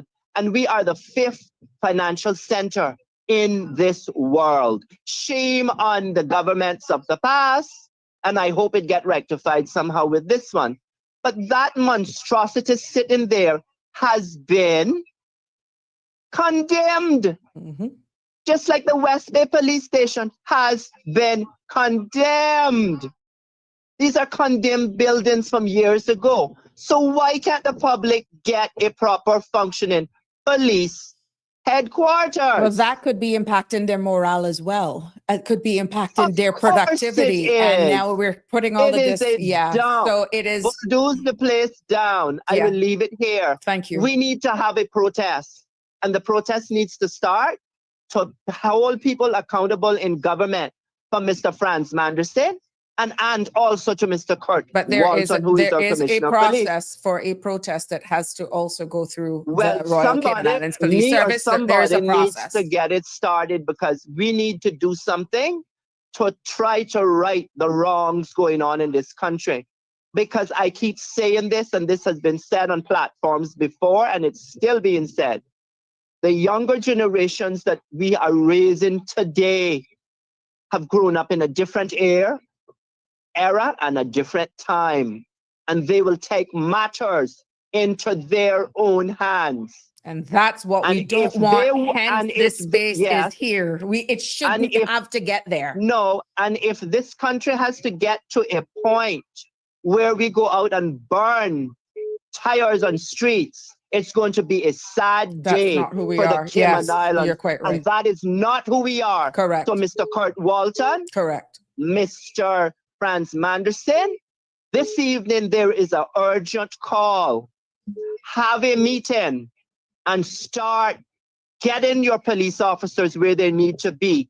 Start ticketing all of this illegal madness going down on our roads and in private properties with music being played.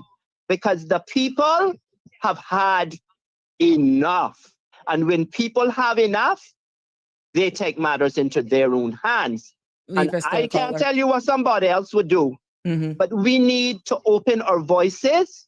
We need to come to these platforms, and we need to make our voices known that this is where we have to live and work. Thank you, and God Thank bless you. this country Thank and you this so much. government. Thank you, Thank caller. you. Have Thank a good you. evening, Ms. Sabrina. And thank you for always, My pleasure. always having a listening ear. My pleasure. Thank you. That's what you we're and about. Miss Sandra. That's God what we bless. are about. Thank you so much. Thank you. There you have it, Cayman. This is where your voice actually has a place, and it is very obvious what's happening here, and we don't ever Shaka Zulu. I mean, sometimes people may think that, oh, it's going on too long, but if I'm saying this is your space, this is your space. Good evening, caller. Please be concise. I have a number of calls lined up. This is what I wanted to say. Fancy bring that up. I was saying about the police officer B. I don't see no nothing here no more in just night before last night. No, because it's been temporarily suspended, Michelma.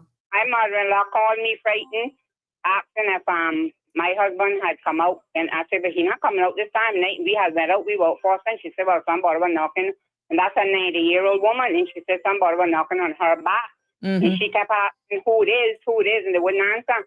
And I tell her, I said, well, I'll get my son, and I'll come down with my machete and my bat and come see who it is, because around the back of the house dark is no light there. But she said no. I said, because you know what they got and who they is. And then I tell her, saying, no sense to call them police, because they not come, because I want to tell you, I kaboom for that fella, because I had the same situation. But what we probably need to do is get rid of some of these police and get some of them that they got in Jamaica, that what they do when they go for the loud music, because I know what he's talking about, and then if it were music, but some of it be loan dirtiness and loan bookabong, like song like Ken and Pan and Port Cover. I like to listen to music, but not that kind of thing, good music. And when they go, that's what he said, when the police come after hours, they cut it down while the police come and gone, but then they cut it back up. But if they call them back, what they do is go and mash up the system. And I had tell them one time we had the same thing down in a yard, and I call them, and then I will come. And I tell them, I say, I'll go down with cement block and mash up their equipment and mash them up. To be honest with you, if they are called repeatedly to the same location, they have the powers within their right to confiscate these equipment, because that they have those powers. But and you remember what he's saying about the Royal? You remember when they had the logo on their cars? I think it was me make them pick out. You remember when they had we care, we listen, and we ask? You remember when they had that written on the side of the police cars? And I tell them one time, I call them and I say, Honor need to change that, because that don't represent honor or nothing, because it says we care, we listen, and we act, but honor don't care, honor don't listen, and honor sure as hell don't act. And the only time I see them coming ASAP is if you tell them, I hear a boat just land on the North Song, a boat just land East End, or you see somebody run through the bush with a package, and you think they come in fast then. And I tell them, I say, when I ain't calling no more, and I gotta take my own action, but then I'm gonna come for me. But I'm afraid, but then when I'm gonna come for me, I gotta go for whoever I done whatever, and for honor too, because I know I'm coming and I gotta have a big pot of hot water ready, and just when I knock on my door, I gotta douse on it down from head to foot. I gotta do a fool it done his grandmother. Because that's the kind of thing we got. And then like that fella said, when you speak, they say your mouth big, and you're like, but if you don't voice it, what'll happen? Yeah, but leave us right there. Leave us right there, caller. They don't get no response. They don't care. Well, I'm hoping. They want that money. I'm hoping. If they could get that money for free, that's all they want. But they run out. I bet you when you hear them telling about in a little drug boat line, you stand, you see them. I mean, when they pass, they be flying almost faster than the mosquito plane. All you hear zoom and sirens. They be going fast then. But people could be killing you, and they could kill you and wake up 10 times, and they don't come. You call them 10 o'clock, 2 o'clock, 3 o'clock in the morning. If incident going on, they're full of shit. There we have it. We're going to take a short break. And when we come back, more on this topic right here on today's edition of Sabrina Speaks. Infrastructure is more than roads and buildings. It's our lifeline. From pioneers who paved the first paths to today's crews and engineers who keep us going. They power hospitals, connect families, and help us after natural disasters. Let's honor the people behind Cayman's progress. Nominate someone who built or maintained our Cayman Islands at gov.ky/YSCH. Click nominate today.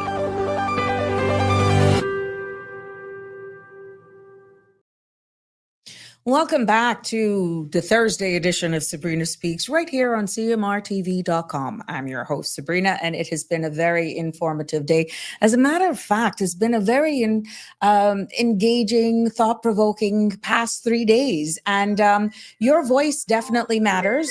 And this is why today was actually titled When the Truth Hits. Hits home. Because we have shared about Sunday trade. Pretty much today's topic has been around that. We dabbled into immigration, what happens when PR fees are not paid. We're hearing still the clarion call that persons' rights to work or status kits should be revoked or taken away. I am reading it in real time under the provisions that the board has to take into consideration when they're approving status or PR or residence and employment rights certificate. But then when you go down to the revocation side of things, how persons can lose their right to be Caymanian, their permanent residence, it's a total different, it takes on a total different dynamic in how persons can lose it. And what you are actually saying does not necessarily come under the terms in which persons can lose their employment rights certificate, how they can lose their right to be Caymanian status, whether it is on the grounds of marriage, whether it's on the grounds of naturalization, whether it's on the grounds of descent, without a conviction that comes with an imprisonment of more than 12 years. But let's go to the phone lines. Good evening, caller. You're live on Sabrina Speaks. What's on your mind? Good evening again, Sabrina. We got cut off. Yes. Yes. we got cut off, but we only I got know 20 exactly minutes, so let's wrap it up. Yeah. Well, yeah, and then I've finished most of my call. I'm really trying to wrap it up. Okay, I had spoken about the politicians, and I was talking about the deputy governor. You see, the issue regarding the relationship between the civil service and the politicians in terms of appointments in the civil service has not been properly defined. Now, we know for a fact, and in terms of the law, the who? Repeat that. Repeat that. Okay. You see, the relationship between government, the politicians, that is, the political side of government, and the civil service side of government, the role in which they play in appointment of the civil service is not very well defined from a policy angle. From the legal side, it is clear that the government or any minister cannot interfere in the appointment of any specific officer. Okay, but generally speaking, government can set certain policies. But the problem has been that government feels they've been totally shut out of the whole issue regarding appointment. I mentioned just before we got cut off about how at one time the deputy governor was on another show together with Kenneth Bryan, and they differed regarding the role to be played, because Kenneth Bryan was saying, look, Deputy Governor, you can't keep telling us that we can't in some way bring some views or some influence to bear on the general policy regarding how you appoint people.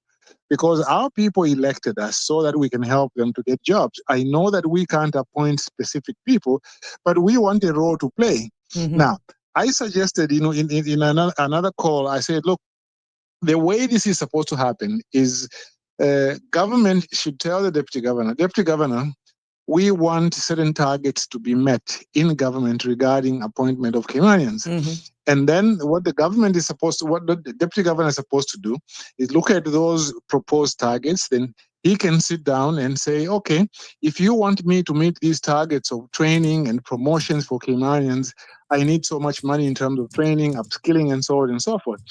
And then they agree on that program. Then every year or every 6 months, depending on what they choose, the deputy governor can be going and giving a briefing to cabinet regarding how those targets are being met. Cabinet won't appoint a single person, but cabinet will have set the broad aims that are supposed to be met.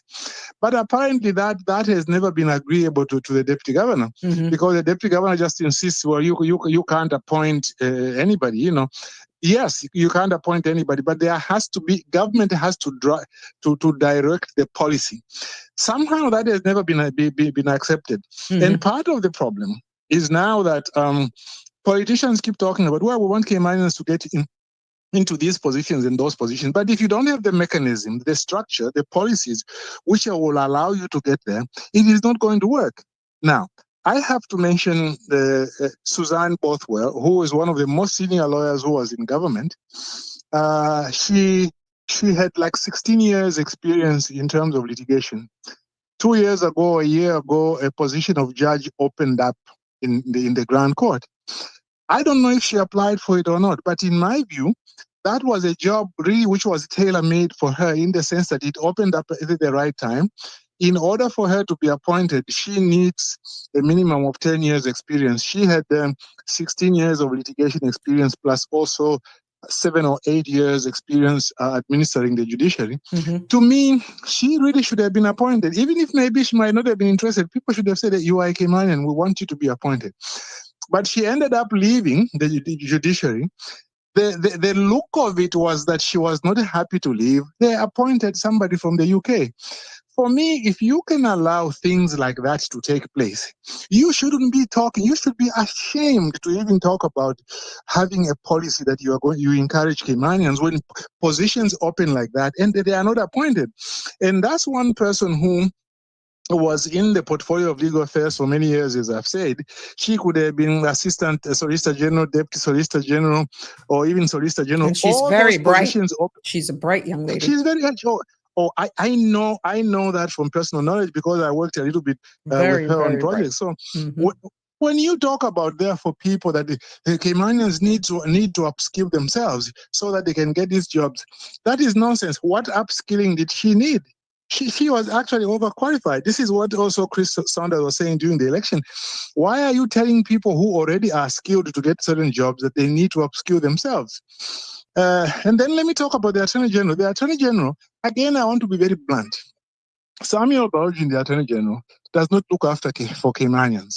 What the example that I've given you about how Susan Bothwell was pushed out of the portfolio of legal affairs is an example of how Samuel Baroudjin does not look after Caymanians. But Mr. And I do Samamba, not. sorry, don't mean to cut you, but Yeah. I would prefer if you keep it in line with what we were reflecting for the past 3 topics, if you don't mind, because I don't want to digress. Well, if you see where I'm okay, going with to this, me- please, out of respect. Okay, no, all I'm trying to say is that within the job preferences, Mhm. that should be the policy of the government. I don't find that the portfolio of legal affairs, if we don't want us to mention a name, I don't have to mention a name. No, it's not about But the the name. I'm portfolio trying of- to keep it on a reflection of what we were speaking and how your comments, your discussion, not shutting you down because it is an open mic, so to speak. Okay. But I wanted to try and Okay, keep okay. it in the confines of the Sunday trade, the Immigration Act, and what we were talking about, shifting sands, what's happening in the region. Are we prepared? We know the understanding with the great immigration reform and making sure we're not disenfranchising people, but as it pertains to immigration laws and what needs, I'm just trying to keep it within so that we're not Okay. coming off topic. If you get what I'm trying to Okay, say. no problem. In fact, I'm trying to wind up because immigration to me always comes together with the job preferences. But let me conclude by saying this. Okay. Let me conclude by saying this. If there's anybody out there who thinks that this government is not going to renege from what they've announced, they should think again. Because some time back in 2003, 2004, Mr. McCarthy, then Chief Secretary, announced that the rollover was going to be introduced in government. Mhm. But that policy was changed after it was announced and a circular issued. So if people think that this government is not going to renege on that again, you have to think again. Mm. But my final point, if people in Cayman want immigration reform, they are not going to get it by doing what I'm doing now, by calling shows or doing social media and so on. I believe with me it is time that people went to the police and ask for a permit to go out and demonstrate and ask for immigration reform. If they have to sleep outside the government administration building, they should do that, but do everything lawfully. Because Mhm. I do not believe until you go to the street and actually demonstrate about immigration reform, it's never going to happen because the government has shown that they don't want to effect it. Mhm. That is my real rant for the day. I will speak again soon. Thank you, sir. Thank you. Appreciate it. Have a good evening. There you have it, ladies and gentlemen. Tartarian, we got some comments coming in here. Miss Juliet Solis says the fire service is another set. Called them for illegal burning and they driving around with the truck windows up. How they supposed to detect where the smoke is coming from? Common sense, not common anymore. Now, if you call the fire service, to make a complaint that you are, oh, I see what you're saying. You're only smelling the smoke. Gotcha. I think it's more precise when they actually, because it all depends on wind direction as well. They could be going in the opposite direction from where the actual fire is taking place. A lot of factors would be determined. Now, it would be good if I could be upwind, I could be down from it. These things, this is why it is imperative that when you call certain services is that you have, in this case for the fire, in this case, you actually, it would be good to have as much information as you can so that they can respond accordingly and take it from there. And that would be joint as well. Again, the Royal Cayman Islands Police in joint collaboration with the fire service, because we understand that there's a risk. But a number of factors, Juliet, could actually impact how they respond and where they respond, because a lot of wind direction as well. So these are, I hope that the powers that be are listening and they will see that, but it's more than just them not responding or smelling where the smoke is coming from, because it could be in the opposite direction based on the direction of the wind.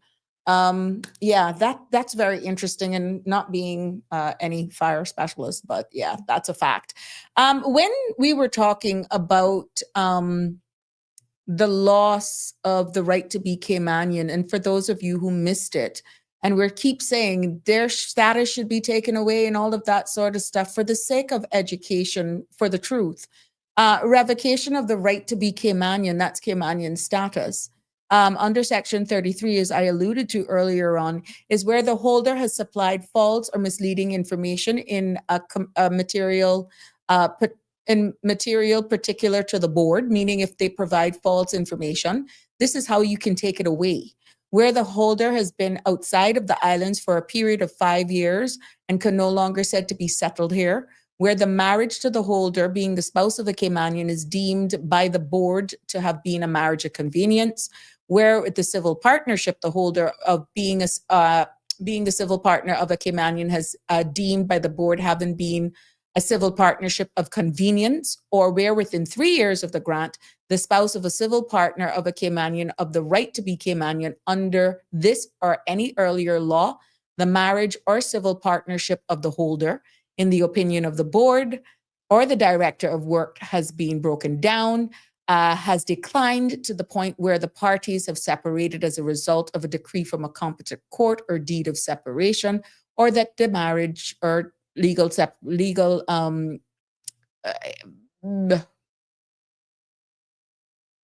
that the legal has no longer subsist. The holder of the right to be Caymanian by entitlement under this act and any provisions of any or other earlier law may lose the right where the holder has not been legal and ordinarily resident in the islands for 7 years. So it goes into that.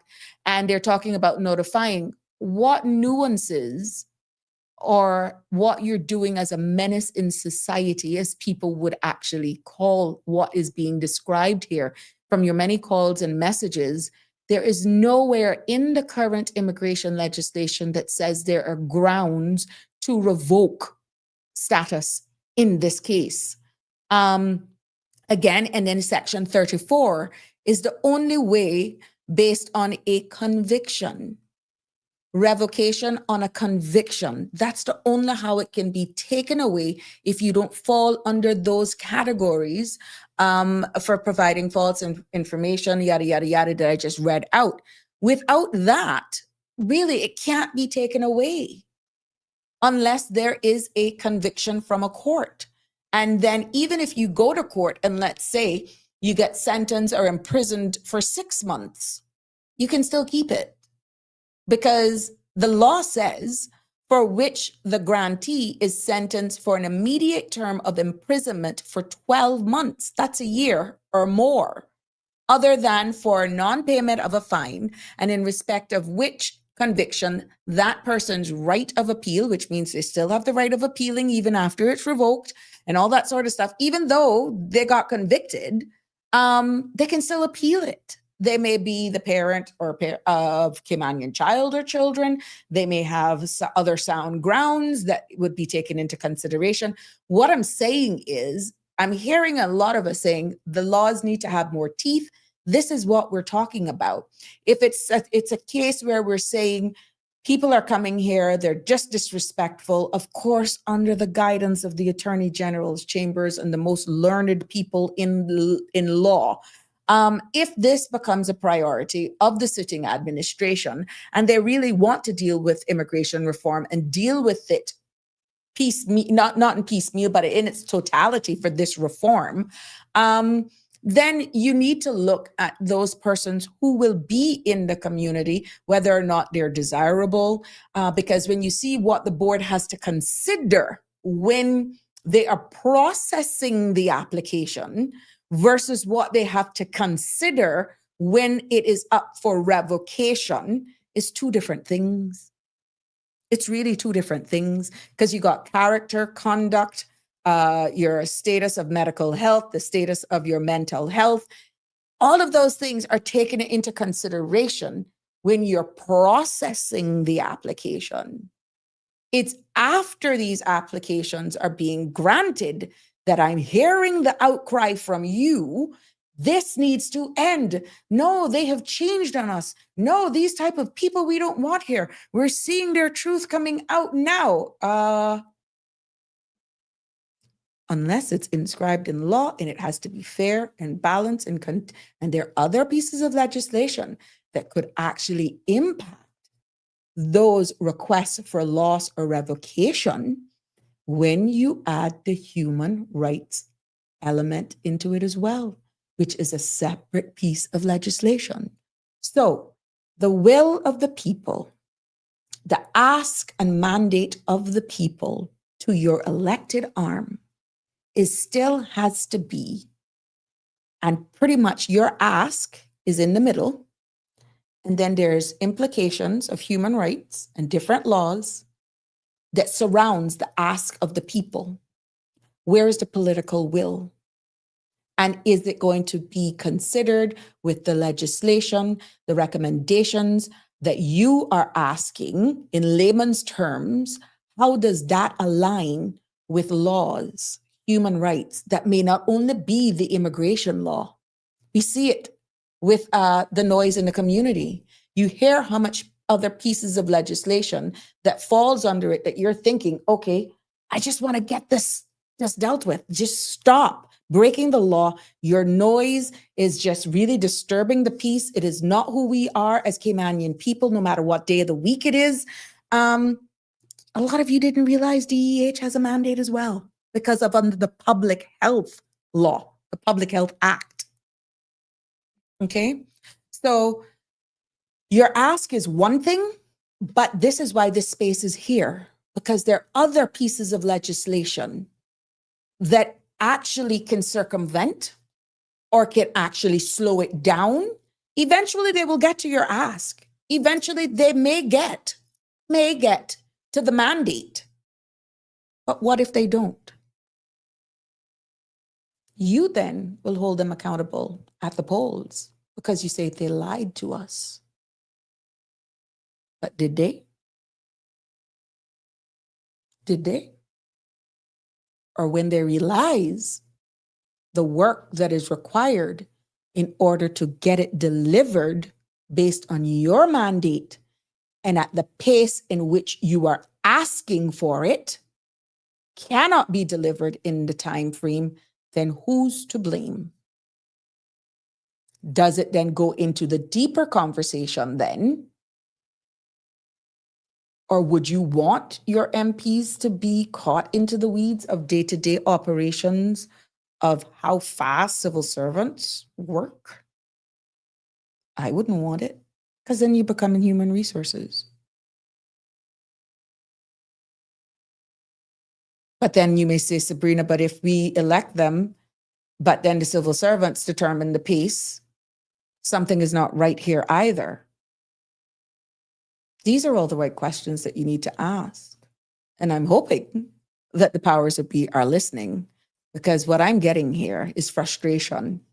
And people are tired of what appears to be doors being closed in their faces. promises made on campaign trails, you fall for the charismatic nature, you fall for whatever it is you're falling for, and then they get in there and bang, the campaign is over and you're waiting.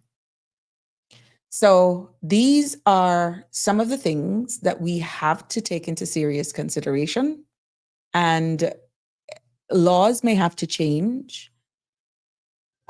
We may have regulations that could be amended, which is a little bit quicker to actually address.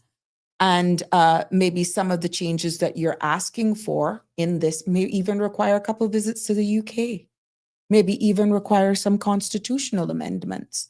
Good evening, caller. You're live on Sabrina Speaks. What's on your mind?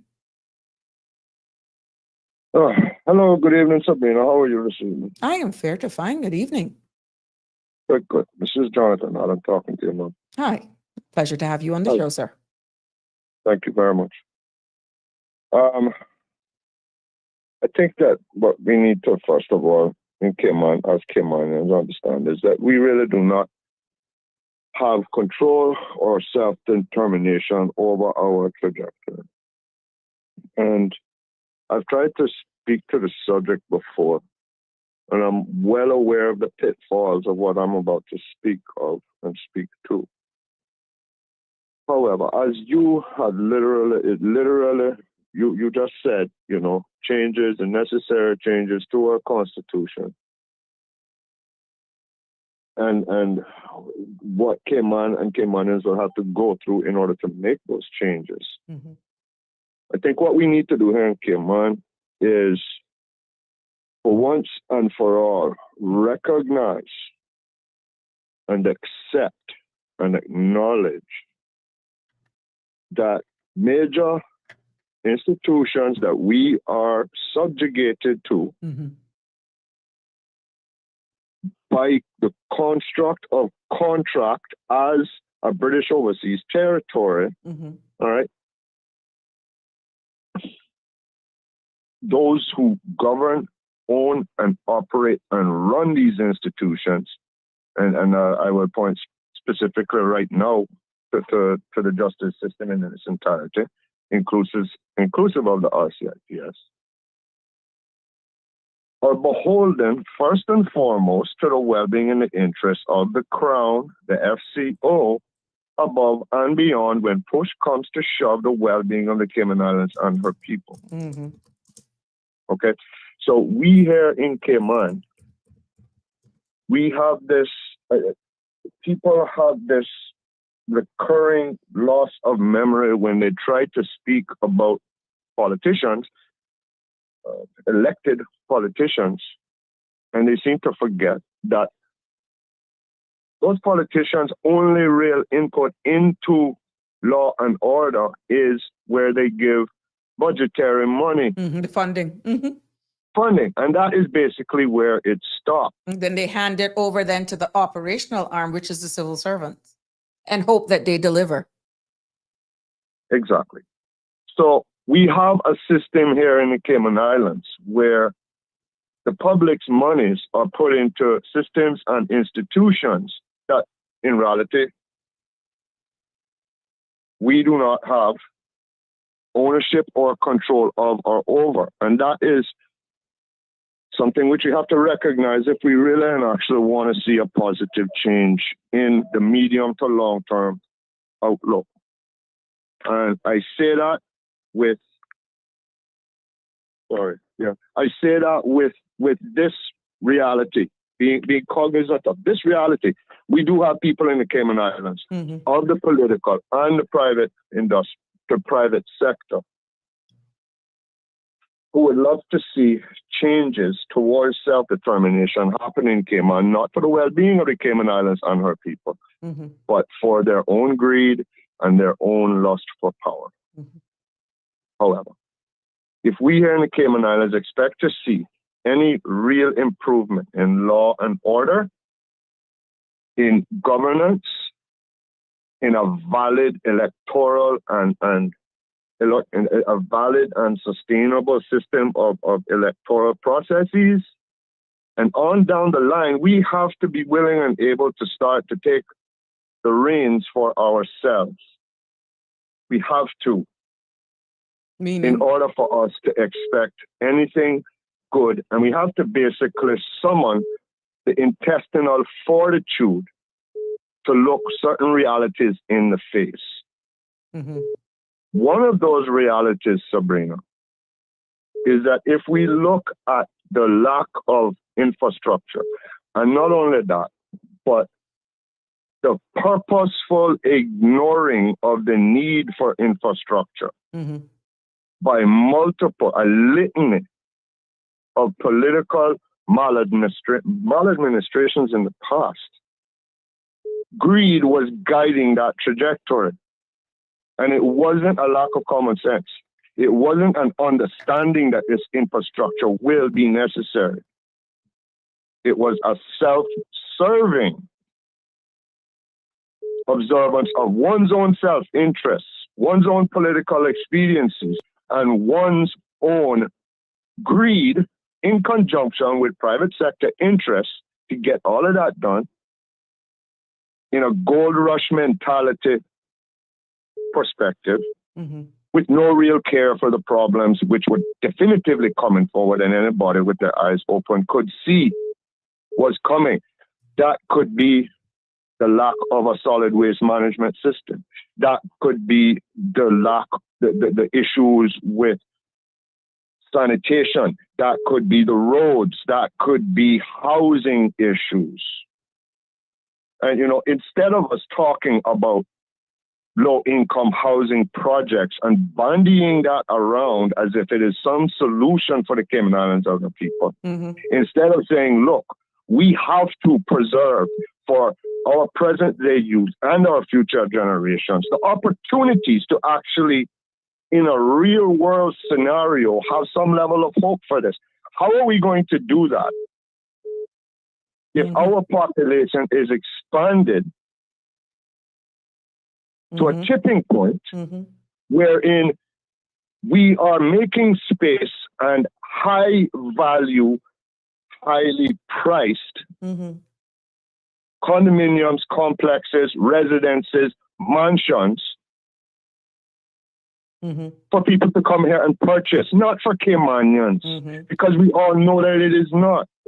How are we going to have the main pillar of our economy continue to be, well, I guess, the financial industry, right? Which is constantly and continuously far more represented by people who are coming here to take advantage of it.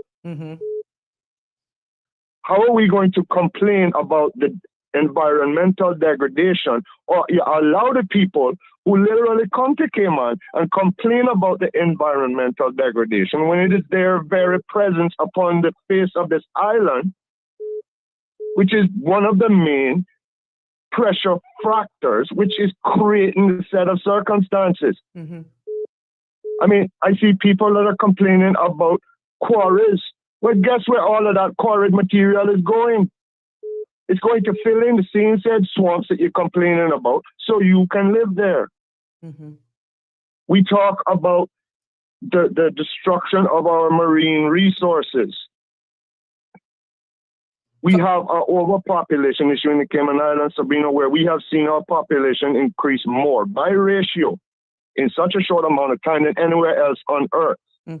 Calder, can I ask you to bring it back around to what we're talking, because we're already in overtime. So okay, please, not to say that the subject today was a recap, because we had some hard-hitting topics about Sunday trade on Monday, about what's happening pretty much in the Caribbean region. And we spoke about immigration law and delinquent PR fees that led into a different thing. So I was only, because there were 3 hard-hitting topics in the past 3 days, I just allowed today for people to digest what was shared, because there were some real truths.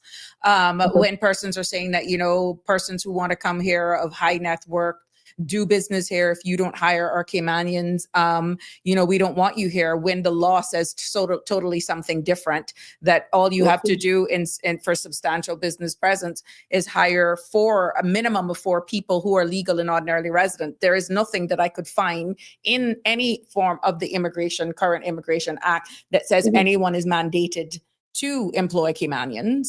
Well, So the I was protection law allowing was this done a space long today. time ago. Yeah, I was just That's long gone. yeah, but I Now, was just allowing any today's talk show of to it air being those.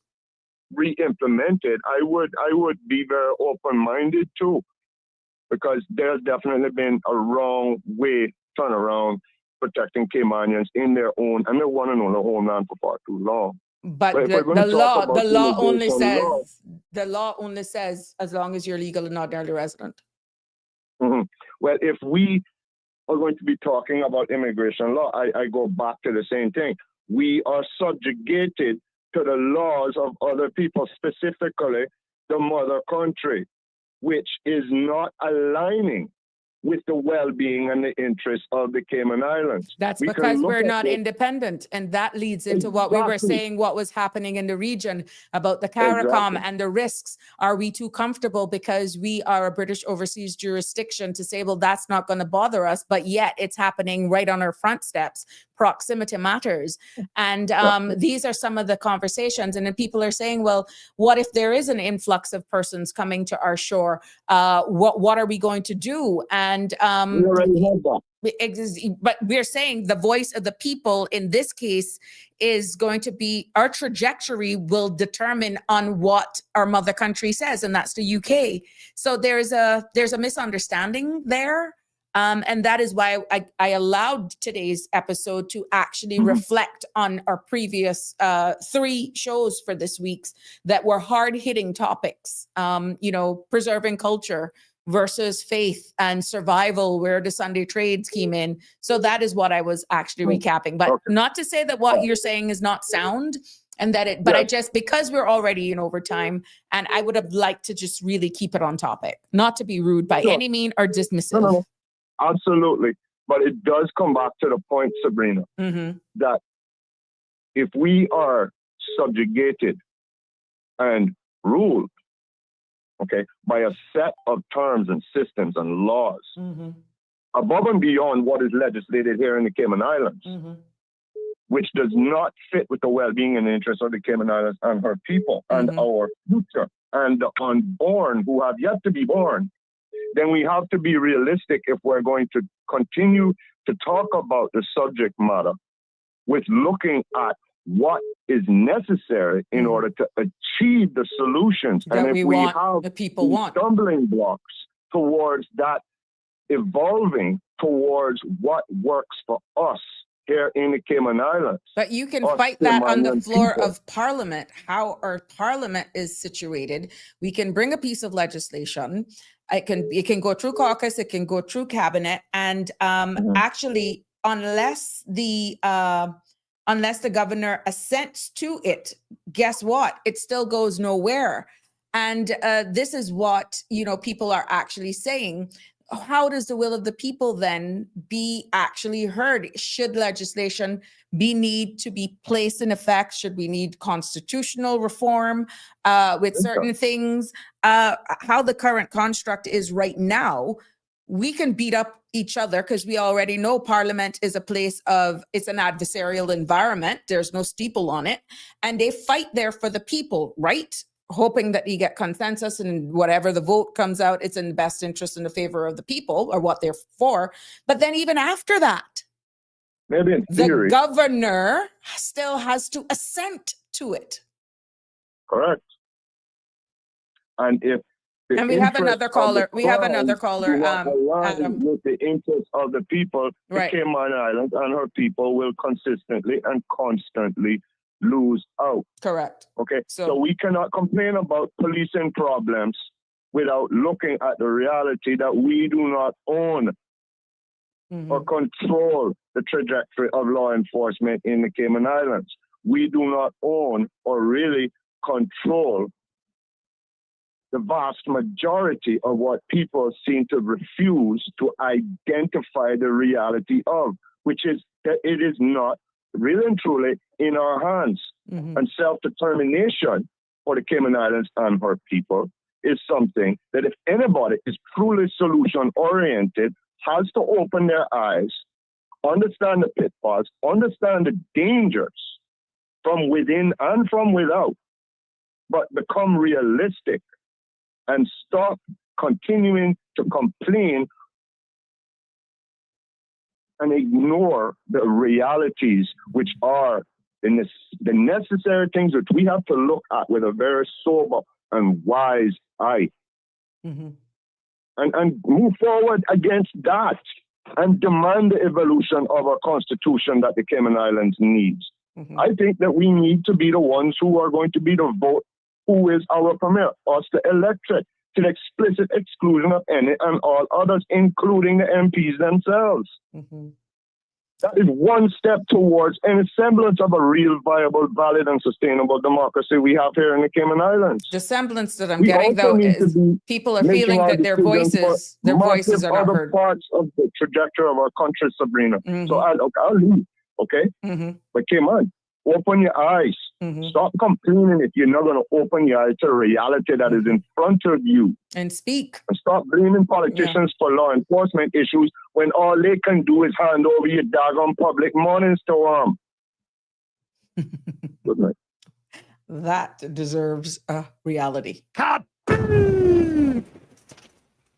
That deserves 10 kabooms. Let me tell Maybe you. 100. Okay, I got to give you 5 minutes, if that, because I got to wrap up at 7:15. Okay, I won't stay that long. I just want to say I implore that last call. Oh my God. It's like people are listening and people are waking up and people are understanding how the system has works. Made failed them so obsolete in their own homeland. Now, I know I'm going to get shot up for this, but do I care? Ask Carrie if she cares. We don't want that. No, I don't care if people want to get upset with me. I'm in my country and I'm yours complaining. I'm in mine complaining about you and mine. Anyways, the mass status grants of 2003 was the beginning of the end of the Native Caymanians in this country and our rights. Because, for one, something that major that went down, more major than us doing a referendum for decriminalizing marijuana and legalizing lotteries and saying no to a cruise birthing facility on Georgetown Harbor. Yes, all of those things we need the people who had a voice on. Were we ever given that opportunity before they dished out these mass status grants? No, we were never told about them until they started happening or when it happened. We had no clue, no idea. That tells you exactly how much your government back then cared about you, that they went that far against you. And that was the Parliament government back then that went with that mass status grant. They were the ones they were the brainchild, and they were the initiators, and they were the ones that approved it and finalized it and guaranteed it. They never put one stipulation in it against those individuals, making them the secondary citizen of the country while we still maintain their top tier first citizenship. They didn't bother. They just merged them with us. And that was where the genocide occurred, Sabrina. The people never had a referendum to agree to that. And that is where the people now need to rise up and take our country to the World Court and have that entire mass status grant redone. And everybody stripped of them. Everybody who got status in the mass status grants, your current status is going to be in the balance for a short time while we get a decision here, and have that entire thing done over and ask the people of this country who were registered back then in 2003 as registered voters. I'm sure the elections office knew who were registered to vote in 2003, and they would be the only ones to come out and have that vote for that mass status grant. Nobody else, none of the new Caymanians that we gave the status to would be able to be eligible to vote in that. But the people of this country need to take this country back, and that's one way of doing it, and revamping the mass status grant statuses to make them the second class citizen of the country and give them what they're allowed to have with that, and take away a lot of it, because it's so much who got that's doing so many illegal stuff, Sabrina. We have to retract some of their rights. If we don't do it, we might as well all pack up, leave the hell from here, go out, gone, bike, Felicia. Otherwise, we don't have no rights anymore in our country. And don't tell me we don't have rights if we don't all unite. If we unite and demand of our parliamentarians that this is done, we take this to the highest court, that we can take this though and have this retracted, it can be done. Anything can happen. I went to sleep 8 o'clock one night and woke up the next morning 8 o'clock. I heard I couldn't leave my house. Anything is possible. Anyway, Sabrina, thank you so for the much. show today. It's Thank awesome. you. Thank you. Thank you. Well, there you have it. 19 hours, 19 minutes in overtime. And I want to honestly thank you all for sticking with me, and thank you all for participating. Now, you know, we have walked through some really, really heavy truths today. Actually, for the past 3 days. Today is actually the 4th day. And they have been heavy. We have peeled back the layers of Sunday trade, immigration law, unpaid PR fees. We have heard exactly what you feel in regards to upholding Christian morals and cultures, delicate balance. We have gone through accountability, as we have so often mentioned here on this space. And you asked the hard questions. Really, is it that we're too comfortable as it pertains to what's happening in the region? We discussed so much things about national security and all that sort of stuff. But I thank you, because you showed up. You all called in, you messaged, you shared your truth. And I could feel the hurt, the pain, the realities, accepting that, yes, the clarion cry for immigration reform is there. But you got to know where we are to understand what we need to do. And there is a process, and it doesn't just start, it doesn't just end right there with that piece of legislation. There are other pieces of legislations that will tie into place. But I want to thank you all, because when the truth hits home, to be honest, it doesn't just knock, it actually enters. And guess what, too? It rearranges, because some of the hard-hitting discussions that we've had and what conversations have ensued, you guys are looking at so much things so much differently.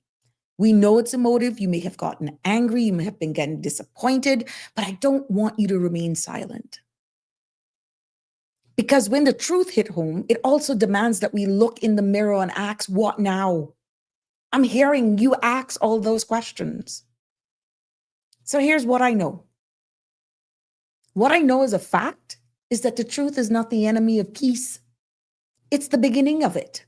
Because what I'm hearing, unless we get active, unless we actually make the people's voice have a value, unless we start holding the operational arm and let people feel as though they're valued, respected, and our laws are upheld, there will be no peace. But the truth is not the enemy. Don't be thin-skinned here. It's the beginning of peace. It's the beginning of healing. And healing starts, to be honest, when we stop pretending, when we stop turning a blind eye. And what I am feeling and what I'm seeing is that there's a divide in this country, and we don't need that. But charity begins with all of us, and those that are mandated to guard our gates, to uphold our very same laws. There is an appeal. There is an appeal. There's a loud outcry for accountability. When we speak, when we listen, when we act, is when we start and show signs that it's not just wind. So, Cayman, we're not just a collection of laws and policies, and God knows we're not short of them. We are people. We are families. We are faith. And definitely, you see somebody comment in here that they're in the UK and they're studying and their heart aches because of what they're seeing and hearing. That shouldn't be. Miss Carol, Jasmine, it was before we opened the gates and let everybody in. Our mistake. Run the show. You sickening thing. Cameron, why you been so late? Tartarian, we are too weak to lift up the truth. We need to get strong first. Let's get strong. And Tartarian, every day I intend to do that. But your strength is when you come from an informed perspective. Because I'm so tired of people speaking and it's not of substance. It's a lot of noise, but then it's empty. And I'm hoping that I'm filling you up with the truth. This is why I take my time and I go through the laws so that you know it's a law. As hard as that pill may be to swallow, Tartarian, that's why I'm doing it. Because this cry for take it away, no, you can't say that anymore because it makes you sound silly. It makes you sound ignorant because the very same thing you're asking for, we need it in the laws if that's what you want. Yeah. And I know it's hard. I know it's hard. So what I can continue is creating this space for everyone. And then what I'm seeing is that I'm getting people wanting now to act. It's just not keep talking. It's not just keep asking the question. Now I'm seeing people are getting the courage. And they're taking courage over comfort. Courage over complacency. Courage because they realize putting your head in the sand is no longer the answer. Yeah. So who's supposed to be upholding our laws are some of our biggest lawbreakers. Real knowledge, truth, and evidence will give you strength. And you're so right, Michelle. And that's why I'm doing it. So until tomorrow for another episode of Sabrina Speaks, it has really been an honor thus far. We're going to have some young people on tomorrow with us on our Wind Down Friday. And I'm excited for that episode because God knows I can't give you all another hard-hitting topic like what we did all week. But next week is definitely there. And I intend to ease my way into actually the national ID. I want to get an opinion on that. I want to get your opinion on that. So I will encourage you to do not take away and don't forget, let me remove this, that this month is October and you know what happens. We wear pink. Yeah, because it's Breast Cancer Awareness Month. And I like this little thing, little Snoopy there. So just not forget that, you know.